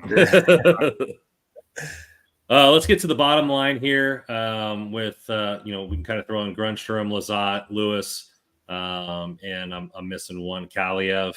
And Turcotte played it. Turcotte played a little bit. So just the stragglers at the bottom there. I mean, Lewis probably just gets a C, solid C. I didn't really expect much from him. He didn't really give me much. So, it's just passing grade. Lizotte was a little worse than what I thought. It kind of didn't really give that punch the fourth line has seen the last couple seasons on more of a consistent basis. So right there, C minus. I thought he could have had like a B type season. Turcotte, I would say, gets for expectations of what I thought he would do during the start of the season. The energy that he played with, getting multiple points, kind of carrying that fourth line when he was asked to do so, probably gets a minus from me, B plus type area there. And Grundstrom, kind of a C minus C. I thought I expected a lot more from him this season. And the injuries didn't help. But that's kind of where I lean with the 4 leftovers. And Kaliev didn't play enough to get a grade, to be honest. Kaliev is an F on the organization.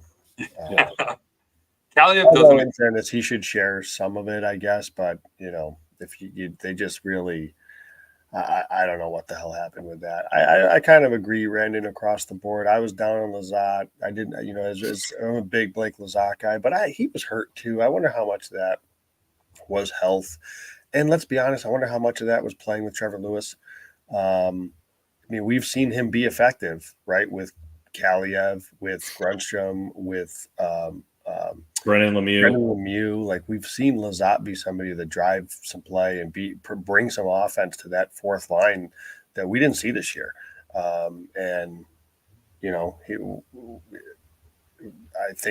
wonder how much of that was because of who his right winger was for most of the season. Do you believe that the way Keel Thomas played to the end of the season gives the Kings more of a reason to let Lizotte walk, or do you really think Rob Blake's just going to run it back and sign all these people again? With Lizotte, I'm not sure, to be honest with you. I don't know what they're going to do with Blake.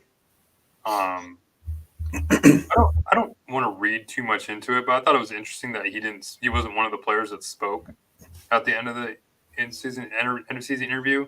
Like I said, I don't want to read too much into it. I just thought that was interesting because normally he does. But I think it's just I was going to say, I just think it's time.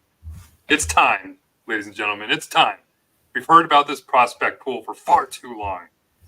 Brant Clark, Jordan Spence, Keel Thomas, Alex Turcotte. They all need to be in the lineup next year. And I'm sorry, we all love Blake Lizotte.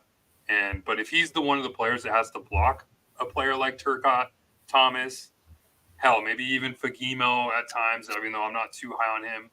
But if Lizotte is one of those players that's going to be blocking the spot for Thomas Turcotte, he's got to be gone because it's been far too long. For me, Turcotte, I'm just sorry. I said a Turcotte, Fagemo, Thomas line wouldn't be half bad for the fourth line. I would love a Turcotte, Thomas, Laferriere line.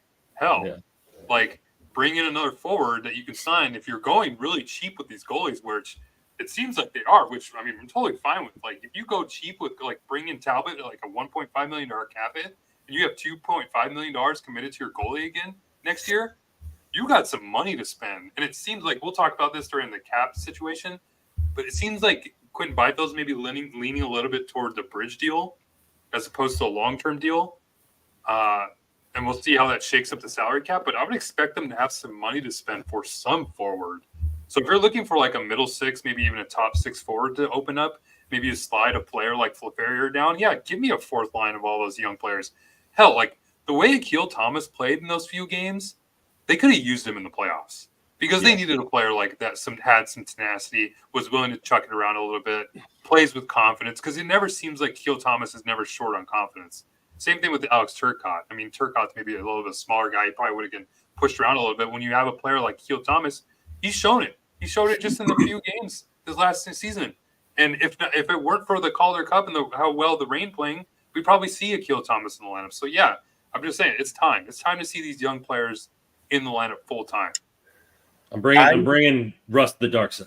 I like the sound of that type of line, but Rob Blake seemed to say that Thomas and Turcotte are going to be up and potentially playing. So I think if that's the case, then Lizotte very well may be gone, because as much as I would love a Turcotte, Laferriere, and Thomas line, I don't think we're going to see it, because I think we're going to see a fourth line brought in. He mentioned Trevor Lewis as one of those players he has talked to. So yeah, I like the idea of Trevor Lewis going to Utah and finishing his career in his home state. Me too. If I don't think he's going to run a trio of young guys in that fourth line. So I think we're going to see somebody come in, if it's Lewis or if it's a more physical.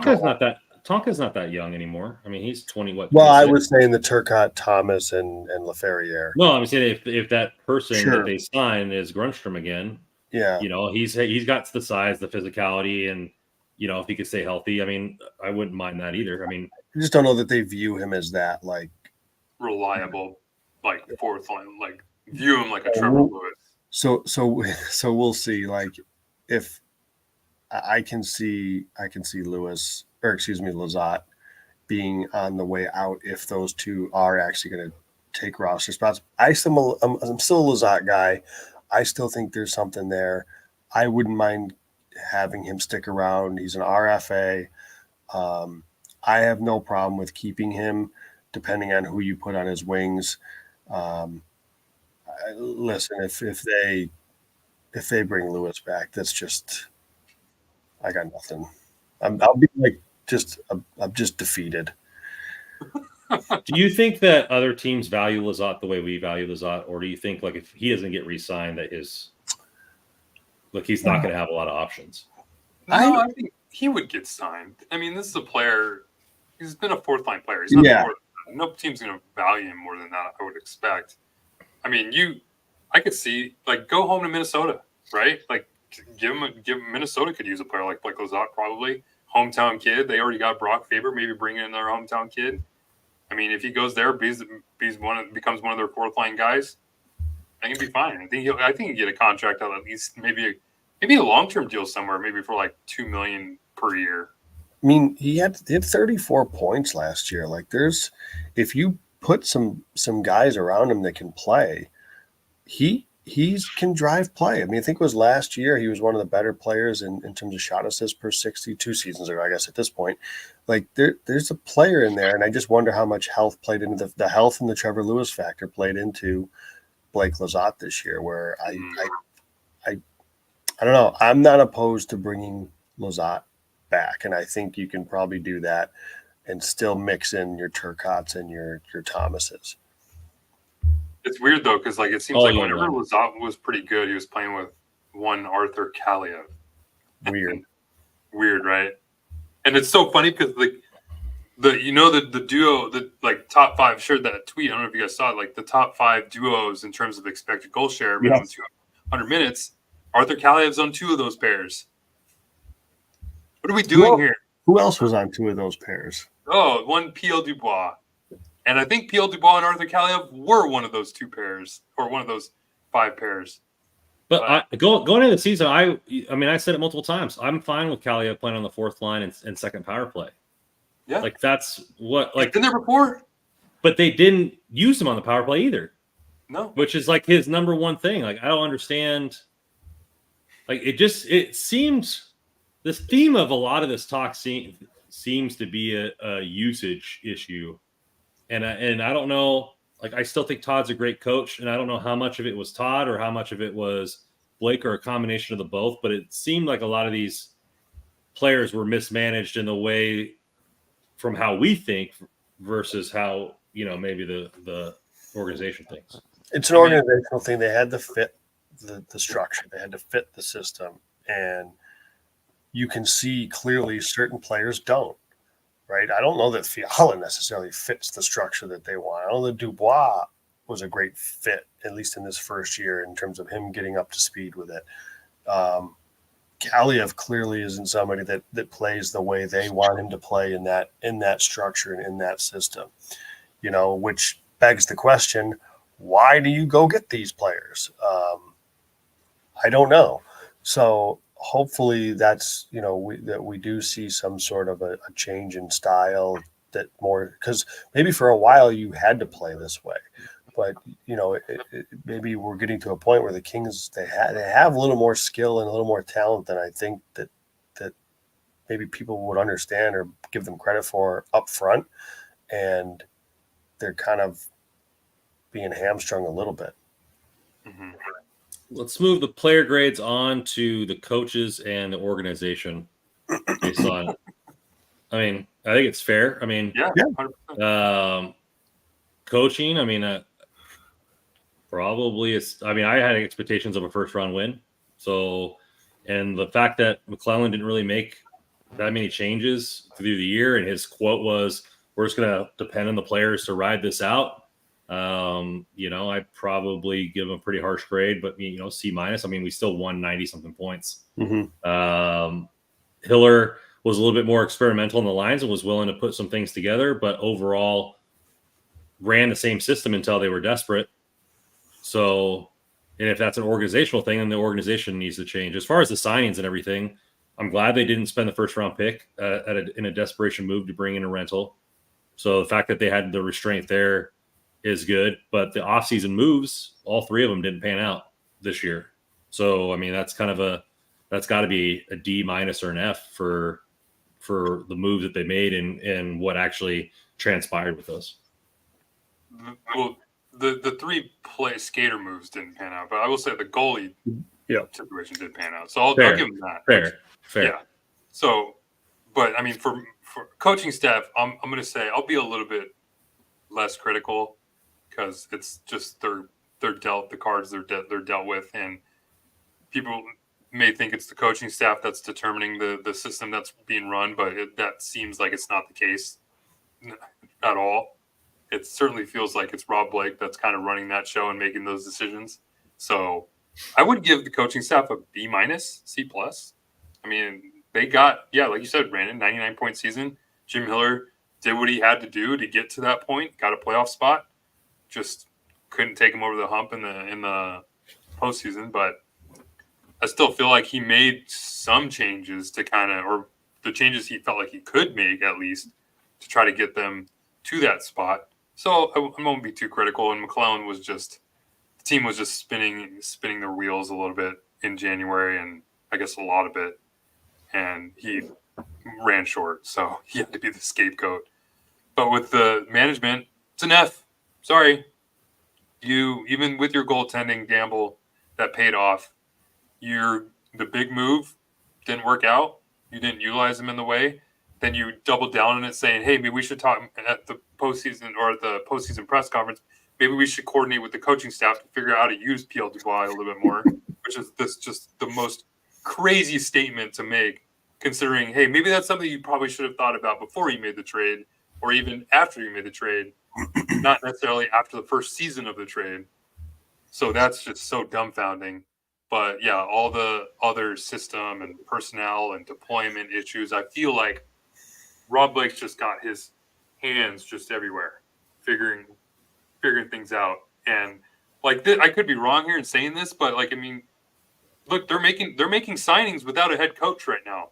So there's no head coach. I mean, it's a goalie, so let's take that for what it's worth. But there's no head coach here making a decision as far or in the room talking about like who's going to be coming in, who he thinks should be coming in, and giving his word on it. So who knows? I mean, we all expect it to be Hiller, but what if it isn't Hiller? And now you have this coach come in, and who knows? Maybe they make another signing here coming soon, or make a trade here, or re-sign Blake Lizotte, that a coach maybe doesn't want to have Blake Lizotte around anymore.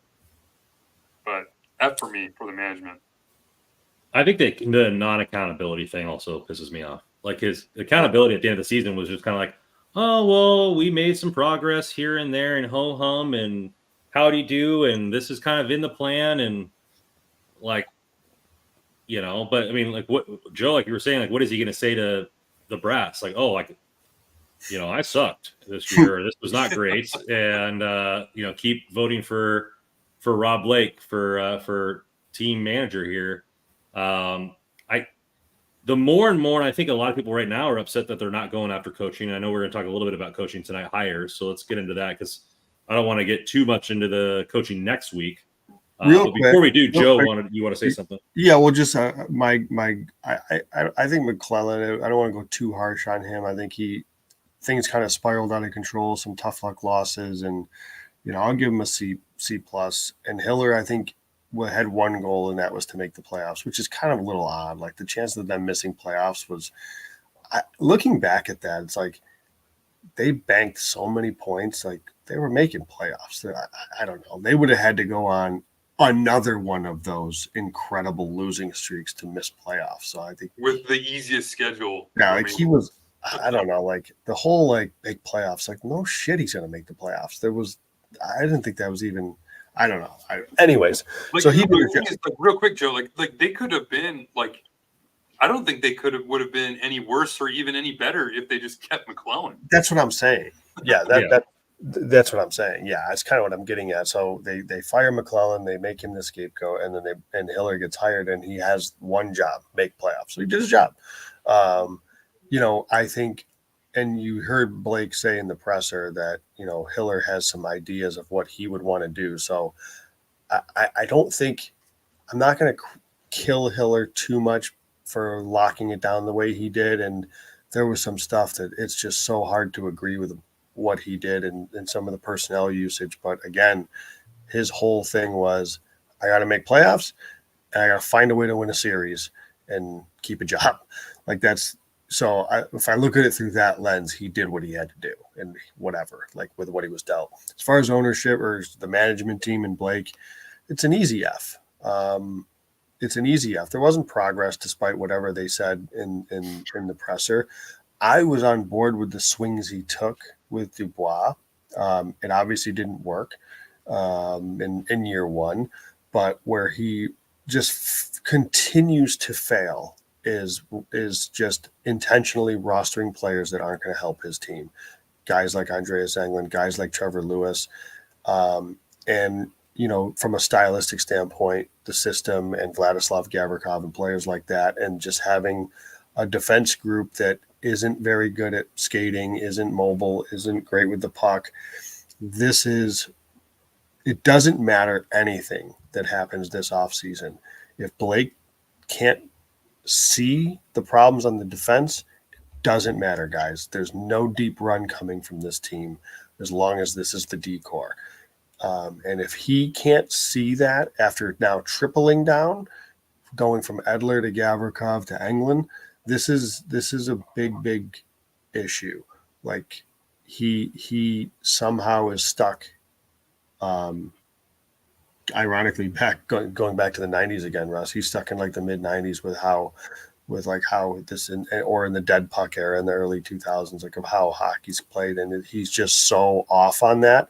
So hopefully this was a little bit of an eye opener that if you want guys to be physical and all that stuff, then you get guys that can actually play hockey, like Nikita Zadorov can actually play the game. Don't get guys just for the sake of getting them because they're big or because they fight. They have to actually be able to play, and he failed miserably there, if I'm being honest. Fair. Do you guys feel like the lack of coaching buzz from the LA Kings compared to other? I mean, McClellan's going to Toronto. Keefe is, looking at other locations. The fact that there hasn't really been any names linked to LA lean towards a Hiller or maybe a Marco Sturm opportunity for next season? I just think it's going to be Hiller. Like, I'd be surprised if it wasn't Hiller at this point. The way they talked about him at the presser, I don't think it'll be Sturm. The reason I don't think it'll be Sturm is I don't know if Sturm would want the job, to be honest with you. Like, it seems like he's been like working towards building this resume to become an NHL head coach. He's going through all the hurdles, right? I mean, he was an assistant. He then got, I don't know if it's really a demotion, but then he got the job to be the head coach of the Ontario Reign. So maybe he's kind of proving he can be a head coach at that point. So now he's probably looking for a head coaching position. But like with the situation the Kings are in, where it seems like the management team is in this kind of lame duck season where there's no contract after the season. If things continue to go wrong, then they're probably on the outs. I mean, you would assume they're on the outs, or at least hope so. But so, like, why would Sturm or really any coach want to come in and say, hey, I'll just bank my hat on just turning things around? Like, yeah, that's a gamble, and maybe it's a risk that some coaches would want to take. But as a first-time head coach in terms of Marco Sturm, I don't know if he'd want to take that risk. I think Cy mentioned it. Sturm to the Sharks was a rumor, and that just makes so much sense. You got familiarity. You have a young team. You can transition from coaching pretty much a young team in Ontario Reign in the AHL to coaching another young team with no expectations next year in San Jose. You're gonna get the first overall pick in Celebrini. Yeah, that'd be great. That'd be the perfect spot for him. So for me, it just feels like it's gonna be Hiller in LA. I don't know. Like like I said, I think he's certainly going to get the first look. They've probably already talked to him, so they probably have an idea. Like, I'm, I think with each passing day, though, I think it becomes a little less likely because why wouldn't they just announce Hiller at some point? Yeah. So I'm a little more, I don't know if open or whatever. Like I think there's absolutely a possibility that it could be somebody from the outside. I still think that's a thing because I think you have to consider, like, if you're in a lame duck, if you're Rob Blake and your job, if you think your job is on the line, are you handing it to Marco Sturm? I don't know. Maybe he is. That's not meant to be a knock on Sturm, but like if you think your job's on the line, you're gonna uncover every rock to think that might be a coach that can get the job done. And so I don't know if it's going to be Sturm. I'd actually would be a little surprised just because of the importance of this season for Blake. That I think he would stick with Hiller because he's got experience with this group and this roster, and he knows that, and they've had those conversations. Or I do think it could be somebody from the outside. Guys, let's remember, this is the LA Kings. This isn't the Toronto Maple Leafs. You're not going to get people tracking flights in and out of, going to LA to interview. That's not going to happen. And Sheldon Keefe, it's going to be everywhere you turn. You're going to find out where Sheldon Keefe is because he was the former coach of the Leafs.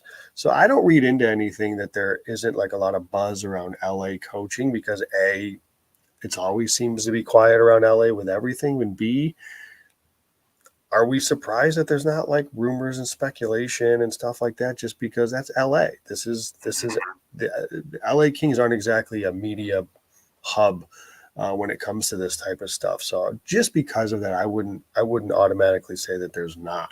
I agree Hiller's probably the favorite. I would just think that with each passing day that there isn't an announcement, it seems to be, take a percentage off because why wouldn't they just announce it? So we'll see. Do you think it has to do with contract? You think Hiller wants more than 1 year, and maybe Rob Blake's like, hey, it's another trial? No, I don't think so. I get the sense, because I would imagine there's a sense of realisticness. Is that a word that comes into this? Like Hiller has had half a season and he lost in the playoffs of an interim role. So I'm not sure what his leverage is here. So I don't think there's a contract thing. I think, if Blake is waiting on, whoever's left in playoffs, which I don't know that that's a thing, then maybe Hiller isn't the favorite, right? Or, there's other coaches that he may have or may be talking to or have had talked to and whatever. So I don't know. Again, I said this a couple of times now. I agree that I think Hiller's probably the favorite, but I don't think that he's a slam dunk necessarily. I wouldn't be surprised. Yeah, you got to consider. He's probably got to consider assistant coaches too, because I wonder if they bring back Yanni and DJ Smith if it is Hiller. I would expect DJ Smith's probably out there trying to find his own job again. Maybe. Which he should be considered. I feel like DJ Smith could get a job somewhere. Sure. I don't know who said this, but it was somebody that I don't remember where I heard this. But it was like, he's like, I want the coach on his second job. So DJ Smith, like, okay, so he probably learned a lot in his Ottawa experience that was negative, positives and negatives. But, a coach on his second job, I think, is an interesting thought just because you've got, look at Andrew Brunette. He had a really good did a really good job in Florida, had a really bad playoffs, went behind the bench as an assistant in New Jersey, and did an awesome job with Nashville. So I think there could be something to be said for that. Like I wouldn't be automatically against DJ Smith just because of what happened in Ottawa. I don't know that that's totally fair. You would hope that, again, I think if there's a coach in his second year, maybe there's lessons learned type of thing of what went right, what went wrong. Real quick, would you guys? I'll start with you, Brandon. Would you be cool with Hiller coming back? I almost have like a feeling of just like utter despair going into this offseason, if that's fair. But I would understand it. Like it's tough because it's like you can't really give Rob Blake an extension based on what's happened so far. So they're probably just going to let him play out I mean, he probably would have already got fired if that was the plan. So he's going to be the GM. They're probably just going to let him play out his contract. So it makes the most sense to have Hiller because then it's a guy that you can also give a 1-year deal to and see if you can turn it around. And then, but that also pigeonholes you into Hiller because what if you do well, say they win a series, then you almost have to give Hiller an extension instead of job hunting there. But then, like you said, when a coach that's established or looking for another job comes in and knows that there might be a possibility of turmoil in upper management, does he get fired because they bring in a new GM? Or does the head coach have a say in the GM process, like almost like a 49ers thing where they hired Shanahan first and then they brought in Lynch based off of what Shanahan wanted, so maybe that's the type of thing. They get a top-notch head coach. If it doesn't achieve, they move on from Rob Blake, and then that head coach has a hiring say. So, I mean, it makes the most sense. And if the headline was that tomorrow, I'd be, like, okay, I kind of expect that, but I want a change in philosophy. And if Hiller's not allowed to bring up his opinions on how to change the philosophy, then it's really just a mute point at that. I can understand being underwhelmed by Hiller, but again, my belief is the Jim Hiller we saw is not the Hiller that would really coach the team if he had his opportunity to have an off season and kind of do what he wants to do. I think there's a different style from Jim Hiller that we would see. I don't know that, and part of this is the roster that he has, and that Rob Blake has got some anchors on the back end to really thwart maybe what Hiller would like to do. So while I would understand being underwhelmed, I would be openly curious to Jim Hiller as in coming back. I will say this: he was the one that said Andreas Englund brings unmeasurables. So I'm trying to forget that, Russ, because this whole thing with Hiller, if I'm putting the optimistic spin on this, is he was just doing what he had to do to keep his job, to make the playoffs, to try to win a round, and to do it with the guys he had in the room. Mm-hmm. And for better, I mean, when you're down 3-1, he started making changes, to where he's like, okay, I have there's something to lose anymore. I mean, we're already down 3-1, but I think, yeah, I like the way Joe put it. It's like, I'd be curious with Hiller. Like, he's talked about making a lot of changes, and even Rob Blake has said that he has some changes in mind that he wants to listen and hear him out with, which is like, okay, great. Like, what are these changes that you want to see play out? Because that's what what we all want, right? We want changes as far as philosophy and system. So if Hiller wants to voice those changes, then bringing back Hiller would, spark curiosity. But like I said, like, he's the one who made that Andreas Englund statement and said that Andreas Englund, that type of player, still has a place in this league. He's the one that said Brant Clark needs to focus on defense and can't be too offensive. So that's where, like, I'm a little concerned on that aspect and that side. And Brant Clark's a peacock. You got to let him fly. So, but he did give Jordan Spence like top image with Dowdy a little bit here and there. So we'll see. I don't know. Maybe his first order of business as head coach would be to remove the traffic cones from his team and get some players with some feet. So let's get into the Stanley Cup playoffs and the IIHF World Championships. We'll kind of combine them a little bit here on our, because we're approaching 2 hours. We don't want to go into the 3-hour mark. Right now, we have Dallas up 3-2. We have Vancouver tied 2-2 with Edmonton. Rangers 3-2 with Carolina, and Florida 3-2 with Boston. Some very close series here. Maybe kind of pick the series that you guys are most interested in and some of what you guys have seen and how's it shaping up. Real quick, before we get started on this little AHL playoff update, it's 3-2. Sammy Fagima just scored to start the third period on the power play. So Shocker. It's 3-2 Coachella Valley. They're down by, so the Rain are down by 1.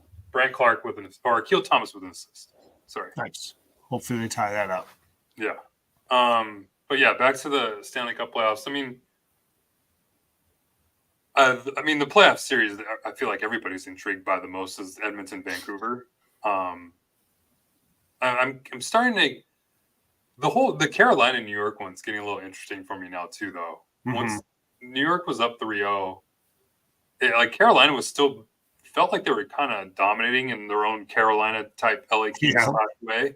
So, but they just weren't scoring on the power play, and now it seems like they are. They're figuring out their game a little bit more 5-on-5. That could be a little scary for the Rangers. I think Game 6 is in Carolina. Yep.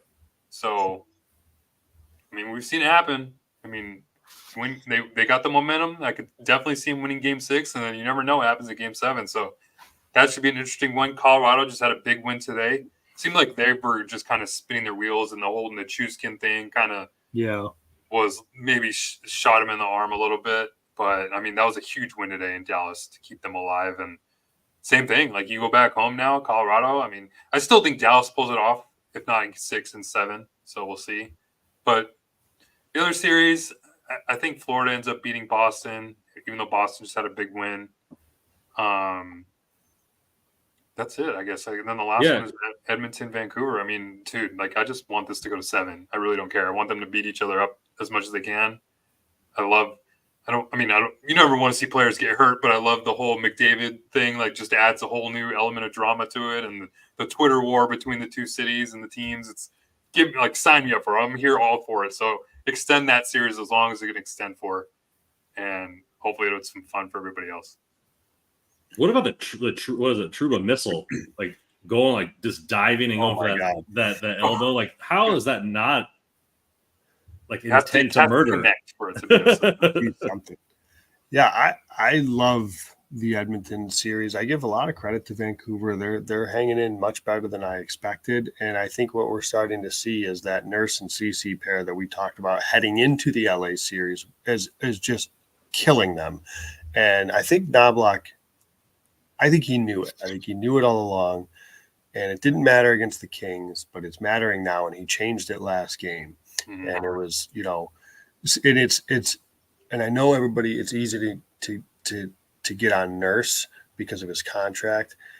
It's so much more CC. It's just like Nurse isn't great, but Nurse away from CC is perfectly fine. Like, he's not great, but he's not, get him off the ice, he's so bad.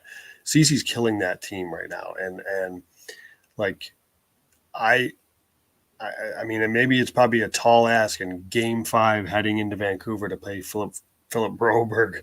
But man, at least they split the pair up, because that pair was getting absolutely killed. I think they were outscored 5-1 on top of being just annihilated in anything analytical. So Knobloch split them up. It was better. I am very much, I don't know if Kings fans care because they hate both teams, but I am very much pulling for Edmonton in this series, and probably through the Western Conference, because I just love watching McDavid and Draisaitl play this time of year. They're so damn good. They're just a joy to watch, and I hope that they get a chance to play for a cup. They're too good not to. Skinner, boy, holy crap! This guy is like, he was, from when Knobloch took over, was one of the top goalies in the league in goal save above expected. Over the last 2 years, he's top 10 in the league, goal save above expected, maybe even top 5. You get him in playoffs, though, and he craps all over himself. I mean, you can't lose your job to Kevin Pickard. I'm sorry. No, but credit to Pickard. He played a really good game last game. So it's a good series. I expect Edmonton still pulls it off, but Seelovs is playing great too. But I'm going for Dallas out of the West. Listen, I know Colorado won today. I like Russ. I just don't think Dallas can lose 3 games in a row. I think they're going to win one of these last 2 games. They lost Tanev today, though. He left in the first period. Okay. So that could be a big loss for him. Because he was like their number 1 defense guy against their Colorado top guys. Yeah. Florida looked really good. Florida looked good. I mean, Boston, Florida, they're going to win that series. And I'm with you on Carolina. Like, I think part of it too, Russ, is early in play. And I think there's stats and data to back this up. I could be wrong, but I think early in a playoff series, there's more penalties called than later in a playoff series, and the Rangers were Edmonton like on the power play, and they have been kind of Edmonton like on the power play. But I think these last game or two have been played a little more at 5-on-5. Again, I may be wrong there, but I feel like that's close to accurate. And Carolina has been awesome at 5-on-5. Remember those first two games, they could have gone either way. Mm-hmm. I mean, there was a double overtime game in there. I think there was 2 overtime games in there. So those first few games, despite the Rangers being up 3-0, could have easily gone another direction. So obviously it's going to be tough to win 4 in a row, but Carolina's, they're going to be comfortably favored at home. So if they can stay out of the box, they got a really good chance to win the series. Even though Jonathan Quick get Game 7. No, Shesterkin's been playing pretty well. He hasn't been. Shesterkin's been great. They've had like 40+ shots, I think, in almost every game. Yeah, I mean, they're been great. They're LA Kings, Carolina type shots where they're just throwing it to the net, but yeah, he's still playing really well. I wonder what the odds were when Carolina was down 3-0. I should have explored that because that's a series, like you said, Joe. Like the first couple of games were so close. Carolina probably should have won those games. Yeah. Well, and even look at the Vancouver Edmonton. Edmonton blew a freaking 2-3 goal lead in the third period in game 1. They could be up 3-1 this series. So yeah, it's crazy. The World Championships are about 3 or 4 games in, depending on how you look at it. The United States is in Group B, ranked 5th right now. They have 4 points with 1 win, 1 loss, and 1 overtime loss. Team Sweden is 3-0 so far, leading the pack with 9 points. And Switzerland is leading Group A with 11 points, 3 wins, and 1 overtime win. So they're probably the most shocking team so far, leading that group. I don't know if they've played just the bottom feeders, but they've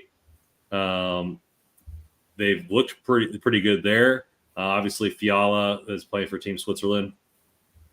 But the Kings have 4 players over there: Kempe, Grunstrom, Fiala, and I'm missing one more. Dubois. Yeah, for Canada.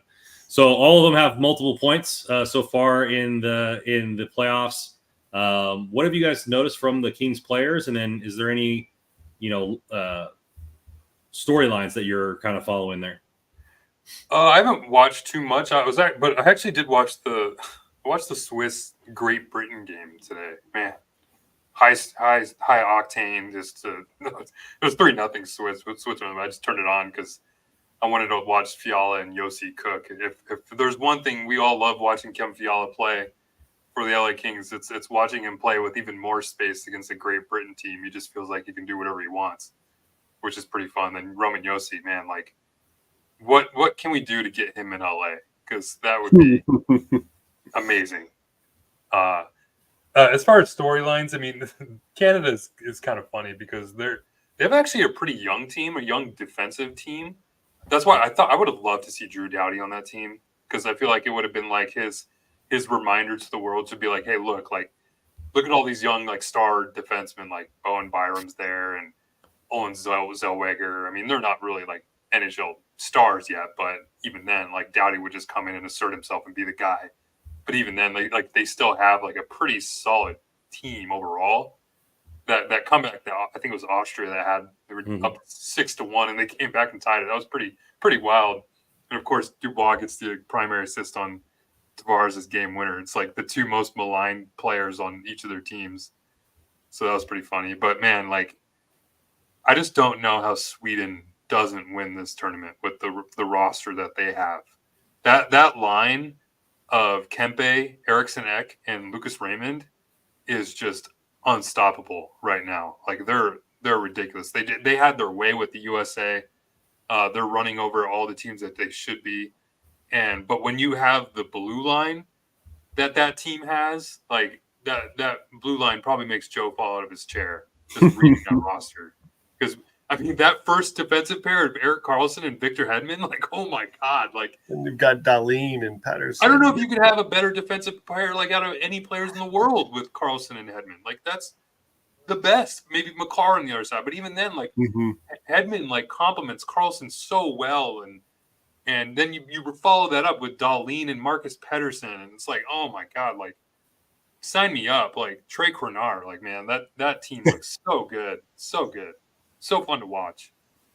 Yeah, it's fun. They're buzzing. They're buzzing there. And I think it's good to see some of these other teams, like Austria came back, you know, and I like kind of seeing these other teams play and seeing where the stars at. And then you have, you know, maybe one guy that's a pro guy there, you know, kind of get to carry the team's flag in that aspect.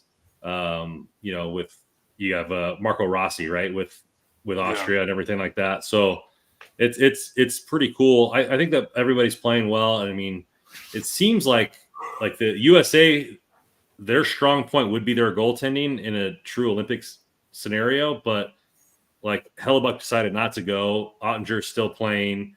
So they're starting Troy Augustini, which I think he was like a 3rd round draft pick, you know, so like the goaltending's a little lacking there, and they have a young squad for the most part as well. So they play tomorrow. Ryan got hurt. The one goalie they started, he got hurt, so he had to leave. Yeah, and they started Nedeljkovic, and he didn't look that great. So No, it's like, he's not that great. Which is tough for him because I know he's a free agent. It's like, oh, that's a bad look. Yeah, but no, it's good. It's just it's always nice to see guys on the Kings be productive, right? Fiala, Dubois scored a bit here. That's always good to see. But yeah, the Swedes look fun. They always do it, and I wouldn't be surprised if Finland, because they always seem to pull it together at the right moment, make some waves late in this thing. I thought the funniest thing was, you tweeted it, Russ, was Fiala's comment after the game. First off, before we get into any of the analysis about the game, I want to thank my wife for being such a good wife and letting me go and do this. He was so quick. He's like, I'm going to say, like, what, I don't care what she's asking me. The first thing I'm going to say is, I need to thank my wife. And he was like smart dude, smart man. But it was funny. So literally must have kissed the kid on the forehead and then got on a flight. Like, that's I was watching the broadcast. His grandmother picked him up from the airport because I believe she's Czech. So she actually met him there and picked him up at the airport for his first game. And he was like in the lineup, and they won. He scored the first goal. Insane. And then his shootout goal clinched it for him. Yeah. Insane great, player. bro. So he's such a good player. But Kempe and Raymond playing together, man, I don't know, Joe, if you haven't tuned in for one of their games, man, it's just that line. That's going to be a line for Sweden probably at the Olympics. That seems like a fun one. To me, where I'm upset about it is that they're like all the games are like on NHL Network. Like some of them are on ESPN Plus that I found like the games like, but it's like Great Britain, Latvia, and like you know, so like all the big games they're on NHL Network, and like for an attempt to grow the game or show it, like ESPN I think fumbled this in the fact that they should have fought more for more rights to the bigger games, especially the Team USA games. Mm-hmm. I mean, because what is ESPN playing at 1:00 in the afternoon? Nothing, right? I mean, pardon the interruption or whatever. Like they could have done something great here even on ESPN Plus, right? Like, I mean, you have the ESPN Plus for a reason. I mean, TSN is broadcasting it, so you already have. I mean, that's another thing too. Is like I love like watching the World Championships because Gord Miller and Mike Johnson are like probably the best. So good complement of each other. Like Mike Johnson is just probably one of the best up and coming analysts, if not the best analyst I feel like in the game right now. So good. They make the game so much more enjoyable. Love Gord Miller. The games tomorrow, if you're listening to this in your car on Thursday, we have Finland, Austria, Sweden, Kazakhstan. That's going to be a massacre. And then we have Canada, Norway, and USA, France. So a bunch of heavy hitters playing nobodies. So you're probably going to see some slaughterhouses. But I think it's going to be good for Team Canada and Team USA to maybe play one of those teams, get some confidence back. Sweden has all the confidence in the world right now. That's going to be a slaughter. But I think I might go. It's the USA game's like at 1. like Dallas time, I think I might go grab a few beers and some food and sit down and just kind of just watch some hockey for the enjoyment of it and not be so stressed out that it's not a Kings game. Yeah, so on the 19th, so I think that's Sunday, 11:20 Pacific time. So what was that? Two? Is that two? Yeah. 1:20. One for you, Randon. 11:20 Pacific time. Switzerland, Canada. That'll be good. That'll be a good one. So that's I'm excited for that one. That'll be good. Nice little afternoons, Sunday afternoon game. So that'll be fun to watch. Tomorrow, this Sunday might be the first pool day of the year. The rooftop pools, I think, opening up this weekend, and it's going to be 90 degrees here. So I think I might be out getting some rays this Sunday. But, well, I think that does it for us here at Hockey Royalty. So find all of our articles at hockeyroyalty.com. Please follow us at hockey_royalty, NHL Russell, JW Paterino, Randall Commando 24, and follow Kopitar 4HOF for all your rain news from Kyle. Please, shirt deal is still active. Let Kev be Kev t-shirts, sizes small through XXL for 30, and the combo platter of more and Kev t-shirts for 45. DM all orders to NHL Russell Venmo at Hockey Royalty. We're going to have the tinfoil hat cap episode next week, so buckle up for that one. I'm just throwing out a bunch of random crazy stuff. That'll be fun for the fans. So get in the chat. Please hit that like button on your way out. And as always on this podcast, go Kings go.